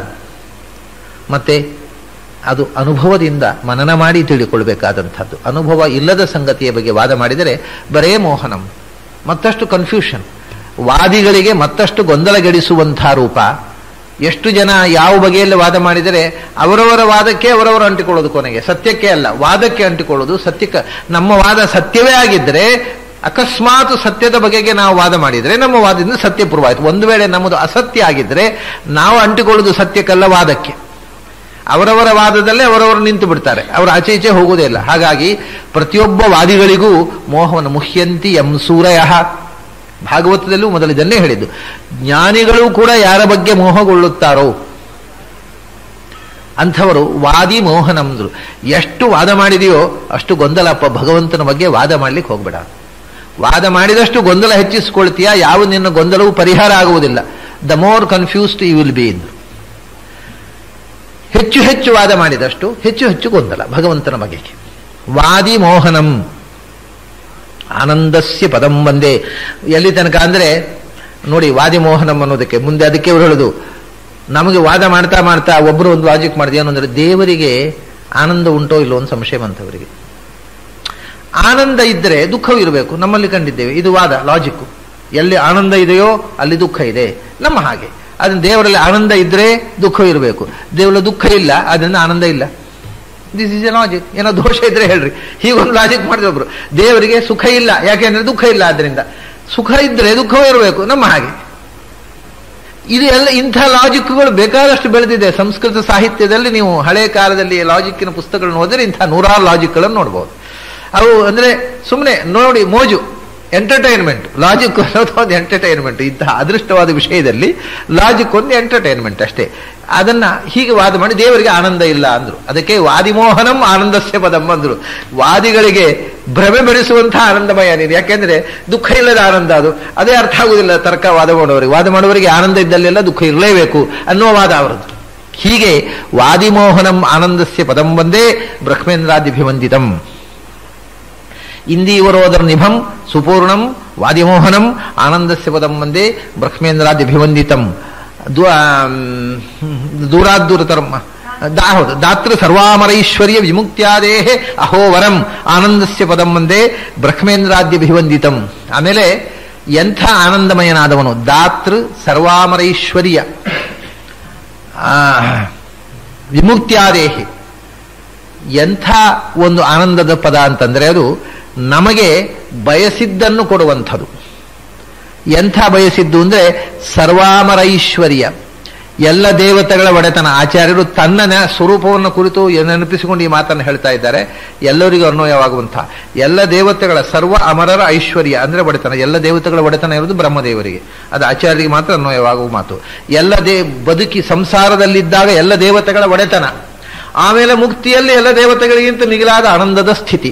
ಹೀಗೆ ಸರ್ವಾಮರೈಶ್ವರ್ಯ ವಿಮುಕ್ತ್ಯಾದೇಹೆ, ಇಂಥ ಕಲ್ಪನೆ ಮಾಡಲು ಅಸಂಭವವಾಗಿರತಕ್ಕಂಥ ಉನ್ನತ ಸ್ಥಿತಿಯನ್ನ ನನಗೆ ಕೊಟ್ಟಿರತಕ್ಕಂಥವ ಅಂತ ಹೇಳ್ತಾರೆ ಆಚಾರ್ಯರು. ಸರ್ವಾಮರೈಶ್ವರ್ಯ, ಎಲ್ಲ ದೇವತೆಗಳಿಗೂ ಒಡೆಯನಾಗತಕ್ಕಂಥ, ಎಲ್ಲ ಜೀವಕ್ಕೂ ನಿಯಾಮಕನಾಗಿರತಕ್ಕಂಥ ಪ್ರಾಣ ಪದವಿಯನ್ನ ಕೊಟ್ಟವ. ಅಷ್ಟೇ ಅಲ್ಲ, ವಿಮುಕ್ತ್ಯಾದೇಹೆ, ವಿಮುಕ್ತಿ ಈ ಸಂಸಾರದಿಂದಲೇ ಬಿಡುಗಡೆ ರೂಪವಾದಂಥ ಮೋಕ್ಷವನ್ನು, ಮತ್ತು ಇಂಥ ಯಾರು ಏನು ಬಯಸಿದರೋ ಅಂಥ ಎಲ್ಲ ಉನ್ನತ ಅಪೇಕ್ಷೆಗಳನ್ನು ಕೂಡ ಈಡೇರಿಸುವಂಥ ಏಕಮಾತ್ರ ಶಕ್ತಿ ಭಗವಂತ. ಆದ್ರಿಂದಲೇ ಅಹೋ ವರಂ, ಅದು ಎಷ್ಟು ದೊಡ್ಡದು ಅಂತಂದ್ರೆ ಆಚಾರ್ಯ ಶಬ್ದ ಹೇಳಲಿಕ್ಕಾಗುದಿಲ್ಲ. ಯಾಕಂದ್ರೆ ನಾವು ಎಷ್ಟು ದೊಡ್ಡದು ಅಂತ ಹೇಳೋದು, ಒಂದು ಸೀಮಿತವಾದ ಲಿಮಿಟೆಡ್ ಆಗಿರತಕ್ಕಂಥ ಸಂಗತಿಯನ್ನು ಇಷ್ಟು ದೊಡ್ಡದು ಅಂತ ಮ್ಯಾಥಮೆಟಿಕಲ್ ಆಗಿ ಹೇಳಬಹುದು. ಅನಂತವನ್ನು ಗಣಿತಬದ್ಧವಾಗಿ ಎಷ್ಟು ದೊಡ್ಡದು ಅಂತ ಹೇಳುವುದು ಹೇಗೆ? ಅದಕ್ಕಂದ್ರೆ ಅಹೋವರಂ ಅಂತ. ಅಂದರೆ ಅಹೋ ಅಂದರೆ ಇಟ್ ಇಸ್ ಎಕ್ಸ್ಕ್ಲಮೇಷನ್, ಇನ್ಎಕ್ಸ್ಪ್ಲಿಕೇಬಲ್. ಎಷ್ಟು ಅಂತ ಹೇಳಲಿಕ್ಕಾಗದಷ್ಟು ದೊಡ್ಡವ ಅಂತ. ಅದು ಅಚ್ಚರಿ ಅಷ್ಟೇ. ಅದು ಎಷ್ಟು ದೊಡ್ಡದು ಅನ್ನೋದು ಒಂದು ವಿಸ್ಮಯ. ಅಹೋವರಂ ಆನಂದಸ್ಯ ಪದಂ ಒಂದೇ ಬ್ರಹ್ಮೇಂದ್ರಾದ್ಯಭಿವಂದಿತಂ. ಎಲ್ಲಿ ಹುಡುಕಬೇಕಪ್ಪ ಈ ಭಗವಂತನನ್ನ? ದೂರತರಂ ಯತ್ತು ತದೇವ ಅಂತಿಕಮಂತಿಕಾತ್. ಭಗವಂತನನ್ನು ಎಲ್ಲಿ ಹುಡುಕಬೇಕು ಅಂದರೆ, ನೀವು ದೂರದಲ್ಲಿ ಹುಡುಕ್ಲಿಕ್ಕೆ ಹೋದರೆ ಅವನು ಇನ್ನಷ್ಟು ದೂರ ಹೋಗ್ತಾನೆ ಅಂದರು. ಇಲ್ಲಿ ಭಗವಂತ ಎಲ್ಲಿದ್ದಾನೆ? ನಂದ್ಯಾಲದಲ್ಲಿ ಇಲ್ಲ, ಹಾಗಾದ್ರೆ ಎಲ್ಲಿ ಹೋಗೋಣ? ಎಲ್ಲೋ ಒಂದು ಮಹಾನಂದಿಗೆ ಹೋಗೋಣ, ಇಲ್ಲಿಂದ ಅಲ್ಲಿ ಇದ್ದಾನೇನೋ ಅಂತ ಅಂತ ಹೋದರೆ ಅಲ್ಲಿ ಇರೋಲ್ಲ ಅವನು. ಅದಕ್ಕೆ ಮತ್ತೆ ಇನ್ನು ಎಲ್ಲೋ ಬದರಿಗೋ ತಿರುಪತಿಗೆ ಹೋಗೋಣ, ಅಲ್ಲಿಯೂ ಇರೋಲ್ಲ. ಆಮೇಲೆ ಇನ್ನು ಉಡುಪಿಗೆ ಎಲ್ಲಿ ಇರೋಲ್ಲ. ನೀವು ಅವನನ್ನು ಹೊರಗಿನಿಂದ ಹುಡುಕಿದರೆ ನೀವು ಎಷ್ಟು ದೂರ ಹೋದರೆ ಅದಕ್ಕಿಂತ ಆಚೆ ಹೋಗ್ತಾನೆ ಅವನು. ಹೊರಗಿನಿಂದ ದೂರಾತ ದೂರತರಂ. ಆ ಭಗವಂತನ ಸ್ವರೂಪವನ್ನು ಹೊರಗಿನಿಂದ ನೀವು ಹುಡುಕ್ತಾ ಹೋದರೆ ಎಷ್ಟು ದೂರ ಹೋದ್ರಿ ಅದಕ್ಕಿಂತ ದೂರ. ಅಂದರೆ ಹೊರೈಸಾನ್ನ ಥರ. ನಮಗೆ ಕ್ಷಿತಿಜ ಅಲ್ಲಿದೆ, ಓ ಇಷ್ಟೇ ಅಲ್ಲೇ ಕಾಣ್ತಾ ಇದೆ ಅದು ತುದಿ, ಅಲ್ಲಿ ತನಕ ಹೋಗುವ ಅಂದರೆ ಅಲ್ಲಿ ಹೋಗಲ್ಲ ಇನ್ನಷ್ಟು. ನಾವು ಎಷ್ಟು ಮುಂದೆ ಹೋದರೆ ಅಷ್ಟೇ ದೂರದಲ್ಲಿರ್ತದೆ ಕ್ಷಿತಿಜ. ಹಾಗೆಯೇ ಭಗವಂತನನ್ನು ಹೊರಗಿನಿಂದ ಅರಸ್ತಾ ಹೋದರೆ ಭಗವಂತ ನಾವು ಎಷ್ಟು ದೂರ ಹೋದರೂ ಅದರ ಆಚೆಗೆ ಭಗವಂತ ಕಾಣಿಸ್ತಾನೆ. ಭಗವಂತ ನಮ್ಮ ಹತ್ರ ಬರುವುದೇ ಇಲ್ಲ. ಆದರೆ ಒಳಗೆ ಹುಡ್ಕೋಣ. ಹೊರಗಿನಿಂದ ಎಲ್ಲೋ ದೇವಸ್ಥಾನ ಗುಡಿ ಗೋಪುರಗಳಲ್ಲಿ ಭಗವಂತನನ್ನು ಹುಡುಕ್ತಾ ಹೋದರೆ ಅವನು ದೂರ ದೂರ ಹೋಗ್ತಾನೆ. ಒಳಗಿನಿಂದ ಹುಡುಕೋಣ. ನಮಗೇನೋ ಇರುತ್ತೆ ಸಾಮಾನ್ಯವಾಗಿ, ಎಲ್ಲೋದು ನಮ್ಮ ಮನೆಯಲ್ಲಿ ದೇವರಿಲ್ಲ, ದೇವಸ್ಥಾನದಲ್ಲಿ ಇದ್ದಾನೆ, ನಾವು ದೇವಸ್ಥಾನಕ್ಕೆ ಹೋಗ್ತೇವೆ. ಆ ದೇವಸ್ಥಾನದಲ್ಲಿ ನಡೆಯುವಂಥ ಅವ್ಯವಸ್ಥೆ ನೋಡಿರೋ ಖಂಡಿತ ನಮ್ಮ ಮನೆಯಲ್ಲಾದ್ರೂ ವಾಸಿ, ಇಲ್ಲಿ ಖಂಡಿತ ದೇವರಿಲ್ಲ ಅಂತ ಬಂದ್ಬಿಡ್ತೇವೆ. ಹೀಗೆ ಏನಾಗುತ್ತೆ ಅಂದರೆ ನಾವು ಎಲ್ಲಿ ಹೋದ್ರೂ ಅಲ್ಲಿ ದೇವರು ಇರೋದೇ ಇಲ್ಲ. ಯಾಕೆಂದ್ರೆ ನಾವು ಹೊರಗಿನ ಅವ್ಯವಸ್ಥೆಯನ್ನೇ ನೋಡ್ತೇವೆ, ದೇವರನ್ನು ಕಾಣುವುದೇ ಆಗುವುದಿಲ್ಲ. ಹಾಗಾದ್ರೆ ಮತ್ತೆ ಎಲ್ಲಿ ಹುಡುಕೋದು ಅಂದರೆ ಈ ಎಲ್ಲೆಲ್ಲಿ ಹೋದದ್ದು ಯಾಕೆ? ನಿನ್ನ ಒಳಗೆ ಹುಡುಕು. ತದೇವ ಅಂತಿಕ ಅದು ಅತ್ಯಂತ ಸಮೀಪದಲ್ಲಿರುವಂತಹ ನಿನ್ನ ಆತ್ಮಸ್ವರೂಪಕ್ಕೂ ಸಮೀಪದಲ್ಲಿ ನಿನ್ನೊಳಗೆ ಬಿಂಬರೂಪದಿಂದ ನಿನ್ನ ಅಂತರ್ಯಾಮಿಯಾಗಿದ್ದಾನೆ. ಹೊರಗಿನಿಂದ ಹುಡುಕಿದರೆ ದೂರ, ಒಳಗಿನಿಂದ ಹುಡುಕಿದರೆ ಹತ್ತಿರಕ್ಕಿಂತ ಹತ್ತಿರ. ಅವನು ಹುಡುಕಿಕೊಂಡು ಎಲ್ಲಿಗೂ ಹೋಗಬೇಕಾದಿಲ್ಲ, ನಿನ್ನೊಳಗೇ ಇದ್ದಾನೆ. ಯಾವ ಗುಡಿ ಗೋಪುರಗಳಿಗೆ ಯಾಕೆ ಹೋಗಬೇಕು ಅಂತ. ಇದು ಒಂದು. ಅವನನ್ನ ಒಳಗಿನಿಂದ ಹುಡುಕಿದರೆ ಹತ್ತಿರ, ಹೊರಗಿಂದ ಹುಡುಕಿದರೆ ದೂರ ಅಂತ. ಇನ್ನೊಂದು ರೀತಿ ಇದೆ, ಭಗವಂತನನ್ನ ಹುಡುಕುವುದಕ್ಕೆ ಡೈರೆಕ್ಟ್ ಮುಖ ಹೇಗೆ ಮಾಡಬೇಕು ಅಂತ. ಈ ಭಗವಂತನನ್ನು ಹುಡುಕುವುದಕ್ಕೆ ನಾನು ಹಿಂದೆ 18 ತತ್ವಗಳನ್ನು ಹೇಳ್ತಿದ್ನಲ್ಲ, ಆ 15 ತತ್ವಗಳಿದೆ ಅಲ್ಲ, ಶ್ರದ್ಧಾ, ಪಂಚಭೂತಗಳು, ಇಂದ್ರಿಯ, ಮನಸ್ಸು, ಅನ್ನ, ವೀರ್ಯ, ತಪಸ್ಸು, ಮಂತ್ರ, ಕರ್ಮ, ಲೋಕ, ನಾಮ. ಈ 15 ಬೇಲಿಗಳಿಗೆ ಮುಖ ಮಾಡಿ ನಿಂತಿರ್ತಾನೆ ಜೀವ. ಇದು ಒಂದು ಸ್ಥಿತಿ. ಮತ್ತೊಂದು ಆ 16ನೇವನು ಜೀವ ಈ 15ಕ್ಕೆ ಮುಖ ಮಾಡಿ ನಿಂತಿರುವಂತಹದ್ದು ಒಂದು. ಅಂದರೆ ಟುವರ್ಡ್ಸ್ ವರ್ಲ್ಡ್ಲಿ ಲೈಫ್, ಈ ಪ್ರಾಪಂಚಿಕವಾದ ಜೀವನಕ್ಕೆ ಮುಖವಾಣಿ ನಿಂತಿರುವುದು ಒಂದು ಸ್ಥಿತಿ. ಇದಕ್ಕೆ ಬೆನ್ನು ಹಾಕಿದಾಗ ಅಲ್ಲಿ 17, 18 ಇದ್ದಾನೆ. ಪ್ರಕೃತಿ ಮತ್ತು ಪರಮಾತ್ಮ, ಪುರುಷ, ಉತ್ತಮ ಪುರುಷ, ಅಕ್ಷರ ಪುರುಷ ಮತ್ತು ಉತ್ತಮ ಪುರುಷ. ಹೀಗೆ ಈ 16 ಈ ಕಡೆ ಮುಖ ಮಾಡುವುದು ಒಂದು, 15ರ ಕಡೆಗೆ ಮುಖ ಮಾಡುವುದು ಒಂದು, 17, 18ರ ಕಡೆಗೆ ಮುಖ ಮಾಡುವುದು ಒಂದು. ಈ ಎರಡರ ವರ್ಣನೆ ಇದು. 15ರ ಕಡೆಗೆ ಮುಖ ಮಾಡಿಕೊಂಡು ಮುಂದೆ ಹೋದರೆ ದೂರಾದ ದೂರತರಂ. ಎಷ್ಟು ಮುಂದೆ ಹೋದನೋ ಅಷ್ಟು ಭಗವಂತನ ದೂರವೇ ಆಗೋದು. ಭಗವಂತನಿಗೆ ಬೆನ್ನು ಹಾಕಿ, ಯಾಕೆಂದ್ರೆ ಹೇಗೆ ಹೋದರೂ ಒಂದೇ, ಭಗವಂತನನ್ನೇ ಸೇರುತ್ತೇನೆ ಅಂತ ಆಗಬೇಕಾಗಿದ್ರೆ ನಮ್ಮ ನಡೆ ಉಂಟಲ್ಲ, ಈ ಸಾಧನೆ ಅಧ್ಯಾತ್ಮದ ಗತಿ ಅದು ಸರ್ಕ್ಯುಲರ್ ಆಗಿರಬೇಕು, ಭೂಮಿಯಂತೆ. ಹೇಗೆ ಹೋದರೂ ಒಂದೇ, ಹೋದಂತೆಗೆ ಒಂದು ಸರಿ. ಯಾಕಂದ್ರೆ ಭೂಮಿ ದುಂಡಗಿದೆ. ಅಧ್ಯಾತ್ಮದ ಸಾಧನೆಯ ಗತಿ ಅದು ವರ್ತುಲ ಆಗಿಲ್ಲ, ಅದು ಒಂದು ಸಂಸಾರದ ಗತಿ ಚಕ್ರ, ಸಂಸಾರ ಚಕ್ರ ಅಂತಾರೆ. ಆದ್ರಿಂದ ಎಲ್ಲಿ ಹೋದ್ರು ಮತ್ತೆ ಅಲ್ಲಿಗೆ ಬರೋದು. ಒಳ್ಳೆ ಪುಣ್ಯಕರ್ಮ ಮಾಡಿದ ಸ್ವರ್ಗಕ್ಕೆ ಹೋದ, ಪುನಃ ಅಲ್ಲಿಗೆ ಬಂದ ಭೂಮಿಗೆ. ಪಾಪಕರ್ಮ ಮಾಡಿದ ನರಕಕ್ಕೆ ಹೋದ, ಪುನಃ ಅಲ್ಲಿಗೆ ಬಂದ, ಬರುವುದು ಭೂಮಿಗೆ. ಸ್ವರ್ಗಕ್ಕೆ ಹೋದ್ರು ಎಲ್ಲಿ ಹೋದ್ರು ಬರುವುದು ಅಲ್ಲಿಗೆ, ಹೊರಟಲ್ಲಿಗೆ ಬಂದು ಸೇರುವುದು ಸಂಸಾರದ ಗತಿ. ಆದರೆ ಊರ್ಧ್ವಗತಿ ಅಂತ ಮೋಕ್ಷಕ್ಕೆ ಹೋಗುವ ದಾರಿ ಸರಳ ರೇಖೆ ಅದು. ಆದ್ದರಿಂದ ಆ ಸರಳ ರೇಖೆ ಎಂದೂ ಕೂಡ ಬೆಂಡಾಗಿ ಒಂದನ್ನೊಂದು ಮೀಟ್ ಆಗುವುದಿಲ್ಲ. ಈ ತುದಿಯು ಅನಂತ, ಈ ತುದಿಯು ಅನಂತ. ಹಾಗಾಗಿ ಭಗವಂತನೇ ಬೆನ್ನು ಹಾಕಿ ಸರಳ ರೇಖೆಯಲ್ಲಿ ಸಾಗಿದ. ಅಂದರೆ ವಿರುದ್ಧ ದಿಕ್ಕಿನಲ್ಲಿ ತಾಮಸರು ಅವರು ಮತ್ತಷ್ಟು ದೂರಕ್ಕೆ ಹೋಗುವುದು, ಮತ್ತಷ್ಟು ಕತ್ತಲೆಗೆ ಹೋಗುವುದು, ಮತ್ತಷ್ಟು ತಮಸ್ಸಿನ ದಾರಿಗೆ ಎಂದೂ ಭಗವಂತನಿಗೆ ಹತ್ತಿರ ಆಗುವುದಿಲ್ಲ. ಮತ್ತು ಒಂದೊಂದು ಹೆಜ್ಜೆ ಮುಂದೆ ಹೋದಾಗಲೂ ಭಗವಂತನಿಂದ ಒಂದೊಂದು ಹೆಜ್ಜೆ ದೂರ ಆಗ್ತಾ ಹೋಗ್ತಾರೆ. ಇತರಾಗಿ ಮುಖ ಮಾಡಿ ಭಗವಂತನೇ ಮುಖ ಮಾಡಿ ನಿಂತವರು ಒಂದೊಂದು ಹೆಜ್ಜೆ ಮುಂದೆ ಹೋದ ಹಾಗೆ ಭಗವಂತನ ಒಂದೊಂದು ಹೆಜ್ಜೆ ಹತ್ತಿರ ಆಗ್ತಾ ಹೋಗ್ತಾರೆ. ಹಾಗೆ ಭಗವಂತನಿಗೆ ಬೆನ್ನು ಹಾಕಿದವರಿಗೆ ನೀವು ಎಷ್ಟು ದೂರ ಸಾಗಿದರೂ ದೂರಾತು ದೂರತರಂ. ಭಗವಂತನ ಕಡೆಗೆ ಮುಖ ಮಾಡಿದವರಿಗೆ ಎಷ್ಟು ದೂರ ಸಾಗಿದರೂ ಹತ್ತಿರ ಹತ್ತಿರ ಹತ್ತಿರ ಹತ್ತಿರ ಆಗ್ತಾ ಇರ್ತಾನೆ. ಯಾಕೆಂದ್ರೆ ಅವರು ಭಗವಂತನೇ ಮುಖ ಮಾಡಿದವರು. ಹೀಗೆ ಈ ಅನೇಕ ವಿಧದಿಂದ ಈ ಮಾತುಗಳಿದೆ. ದೂರಾತ್ ದೂರತರಂ ವ್ಯತ್ತು ತದೇವ ಅಂತಿಕಮಂತಿಕಾತ್. ಮತ್ತೆ ಶಯಾನೋಯಾತಿ ಸರ್ವತಃ ಅಂತ ಭಗವಂತ ಎಲ್ಲ ಕಡೆಯೂ ಇರುವುದರಿಂದ ನಾವು ಎಷ್ಟು ದೂರ ಹೋದರೂ ಅದರ ಆಚೆಗೂ ಇದ್ದಾನೆ. ಇದು ಸರ್ವಗತತ್ವದ ಅನುಸಂಧಾನ ಹೌದು. ಭಗವಂತ ನಾವು ಎಷ್ಟು ದೂರ ಹೋದರೂ ಅದರ ಆಚೆಗೂ ಇದ್ದಾನೆ. ಯಾಕೆಂದ್ರೆ ಅವನು ಸರ್ವಗತ. ಎಷ್ಟು ಹತ್ತಿರಕ್ಕೆ ಬಂದರೆ ಅದರ ಹತ್ತಿರವೂ ಇದ್ದಾನೆ. ಯಾಕೆಂದ್ರೆ ಸರ್ವಗತನದ್ರಿಂದ is omnipresent, he is within and he is without. ಹಾಗಾಗಿ ಎಷ್ಟು ದೂರ ಹೋದರೂ ಅದರ ಆಚೆಗೂ ಇದ್ದಾನೆ, ಎಷ್ಟು ಹತ್ತಿರ ಬಂದರೂ ಅದರ ಈಚೆಗೂ ಇದ್ದಾನೆ. ಅವನು ಸರ್ವಗತನಾದ್ದರಿಂದ ಮತ್ತು ಸರ್ವಸಮರ್ಥನಾದ್ದರಿಂದ. ಅಂಥ ಆನಂದಸ್ಯ ಪದಂ ವಂದೇ ಬ್ರಹ್ಮೇಂದ್ರಾದಿಭಿವಂದಿತಂ ಪೂರ್ಣ ಸರ್ವ ಗುಣೈಕಾರಣಂ ಅನಾದ್ಯಂತಂ ಸುರೇಶಿತು ಆನಂದಸ್ಯ ಪದಂ ವಂದೇ ಬ್ರಹ್ಮೇಂದ್ರಾದಿಭಿವಂದಿತಂ. ಅಂಥ ಭಗವಂತನ ಒಟ್ಟು ನಾವು ಹಾಗಾದ್ರೆ ಏನು ತಿಳ್ಕೋಬೇಕು? ಅದು ಪಂಚಭೂತಗಳ ಸ್ಪರ್ಶ ಇಲ್ಲ, ಅವನು ಸರ್ವಗತ, ಎಲ್ಲ ಕಡೆ ತುಂಬಿದ್ದಾನೆ. ಅವನು ಹೇಗಿದ್ದಾನೆ? ಪೂರ್ಣ ಸರ್ವ ಗುಣ ಏಕಾರಣಂ, ಎಲ್ಲ ಗುಣಗಳು ಪೂರ್ಣ ಪ್ರಮಾಣದಲ್ಲಿ ತುಂಬಿರುವ ಒಂದು ಏಕಾರಣ, ಅಂದ್ರೆ ಏಕಾರಣವ, ಒಂದು ಕಡಲು, ದೊಡ್ಡ ಕಡಲು, ಎಲ್ಲ ಗುಣಗಳ ಕಡಲು. ಎಲ್ಲ ಗುಣಗಳು ಕೂಡ ಪೂರ್ಣ ಪ್ರಮಾಣದಲ್ಲಿ ತುಂಬಿರತಕ್ಕ ಒಂದು ಅನಂತವಾದ ಸಾಗರ. ಅದು ಎಂಥ ಸಾಗರ ಅದು ಅಂದ್ರೆ ಅನಾದ್ಯಂತಂ, ಆ ತುದಿ ಬುಡ ಇಲ್ಲದ ಸಮುದ್ರ. ಅದು ಎಲ್ಲ ದೊಡ್ಡ ಸಮುದ್ರ ಅಂದ್ರೆ ಅದಕ್ಕೆಲ್ಲೋ ಒಂದು ಕಡೆ ತೀರ ಇದೆ, ಆಚೆಯ ತೀರ ಇದೆ, ಪಾರ ಇದೆ. ಅದು ಇದು ಅಪರಂಪಾರವಾದಂಥ ಕಡಲು ಅಂದ್ರು. ಆದಿ ಅಂತ ಇಲ್ಲದ, ಹುಟ್ಟು ನಾಶ ಇಲ್ಲದ, ಅಷ್ಟೇ ಅಲ್ಲ ಆದಿ ಅಂತ ಇಲ್ಲದ ಅಪರಂಪಾರವಾದ ಅನಂತ ಗುಣಗಳ ಕಡಲು. ಆದ್ದರಿಂದ ಅವನು ಸುರೇಶಿತು, ಅನಾದ್ಯಂತಂ ಸುರೇಶಿತು. ಸುರಾಹ ಅಂದ್ರೆ ದೇವತೆಗಳು, ಅಂದ್ರೆ ಸುರಮಂತೆ, ಆನಂದವನ್ನು ಅನುಭವಿಸಲಿಕ್ಕೆ ಯೋಗ್ಯರಾದವರು ಸುರರು.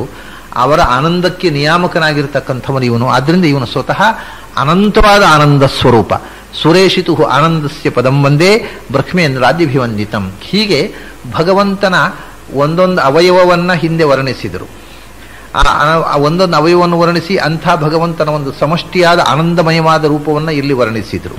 ಇದು ಒಂದೇ ಅನುಕ್ರಮವಾಗಿ ಅದರ ನಂತರ ಇದನ್ನು ರಚಿಸಿದ್ದಲ್ಲ, ಯಾವುದೋ ಒಂದು ಸಂದರ್ಭದಲ್ಲಿ ರಚಿಸಿದ್ದ ಸ್ತೋತ್ರ ಅದು. ಇನ್ಯಾವುದೋ ಸಂಚಾರದಲ್ಲಿ ಇದನ್ನು ಆಚಾರ್ಯರು ದೇವತೆ ಯಾತ್ರೆ ಮಾಡುವಾಗ ಬೇರೆ ಬೇರೆ ಸಂದರ್ಭದಲ್ಲಿ ರಚನೆ ಮಾಡಿದಂತಹ ಸ್ವತಂತ್ರ ಸ್ತೋತ್ರಗಳು ಇವು. ಒಂದೊಂದು ಇಡೀ ಸ್ತೋತ್ರದ ಒಂದೊಂದು ಅಧ್ಯಾಯಗಳಲ್ಲ ಇವು. ಪ್ರಥಮಾಧ್ಯಾಯ, ದ್ವಿತೀಯಾಧ್ಯಾಯ ಇವೆಲ್ಲ ಅಲ್ಲೇ ಅಲ್ಲ. ಇವು ಬೇರೆ ಬೇರೆ ಸಂದರ್ಭದಲ್ಲಿ ರಚಿಸಿದ ಸ್ವತಂತ್ರ ಸ್ತೋತ್ರಗಳು. ಇದಕ್ಕೆ ಇಲ್ಲೇ ಒಂದು ಕೊಲಫೋನ್ ಹೇಳ್ತಾರೆ ಅವರು. ಆನಂದ ತೀರ್ಥ ಮುನಿನ ಹರೆಯರ ಆನಂದ ರೂಪಿಣಃ ಕೃತಂ ಸ್ತೋತ್ರಮಿದಂ ಪುಣ್ಯಂ ಪಠನ್ ಆನಂದಮಾಪ್ನುಯಾತ್ ಅಂತ. ಇದನ್ನ ರಚಿಸಿದಂಥ ತಾನು ಯಾಕೆ ರಚಿಸಿದೆ ಅನ್ನೋದನ್ನು ಹೇಳ್ತಾರೆ. ಆನಂದ ತೀರ್ಥ ಮುನಿನ, ತಾನು ಆನಂದ ತೀರ್ಥ ಮುನಿ. ಇದನ್ನ ಆಚಾರ್ಯರು ಎಲ್ಲ ಕಡೆ ಆನಂದ ತೀರ್ಥ ಅನ್ನೋ ಶಬ್ದವನ್ನ ಬಹಳ ಇಷ್ಟವಾಗಿ ಬಳಸ್ತಾರೆ. ಕಾರಣ ಏನು ಅಂದ್ರೆ ಮಧ್ವ ಅನ್ನುವ ಶಬ್ದ ಮತ್ತು ಆನಂದ ತೀರ್ಥ ಅನ್ನುವ ಶಬ್ದ ಪರಸ್ಪರ ಸಮಾನಾರ್ಥಕವಾದ್ರಿಂದ ಅವರಿಗೆ ಬಹಳ ಪ್ರಿಯವಾದ್ದು. ತೀರ್ಥ ಅಂತಂದ್ರೆ ಶಾಸ್ತ್ರ ಅಂತ ಒಂದರ್ಥ, ಆನಂದ ತೀರ್ಥ ಅಂದರೆ ಆನಂದಕರವಾದ ಶಾಸ್ತ್ರವನ್ನು, ನಮಗೆ ಆನಂದವನ್ನು ಕೊಡ್ತಕ್ಕಂಥ ಶಾಸ್ತ್ರವನ್ನು ಜಗತ್ತಿಗೆ ನೀಡಿದವರು ಅಂತ. ಅದನ್ನ ಇದು ಆನಂದ ರೂಪಿಯಾದ ಭಗವಂತನನ್ನ ಜಗತ್ತಿಗೆ ತಿಳಿಸಿದವರು ಅಂತಲೇ ಅರ್ಥ. ಅದರಿಂದ ಈ ಆನಂದಸ್ಯ ಪದಂ, ತಾನು ಆನಂದ ತೀರ್ಥ ಅಂದ್ರೆ ಆನಂದ ರೂಪಿಯಾದ ಭಗವಂತನನ್ನ ಶಾಸ್ತ್ರದ ಮೂಲಕ ಜಗತ್ತಿಗೆ ತಿಳಿಸಿದವರು, ತಿಳಿಸಿ ಜಗತ್ತಿಗೆ ಆನಂದದ ದಾರಿಯನ್ನು ತೋರಿದವನು ತಾನು ಅಂತ ಅದನ್ನ ಬಹಳ ಅಭಿಮಾನದಿಂದ ಆಚಾರ್ಯ ಹೇಳಿಕೊಳ್ತಾರೆ.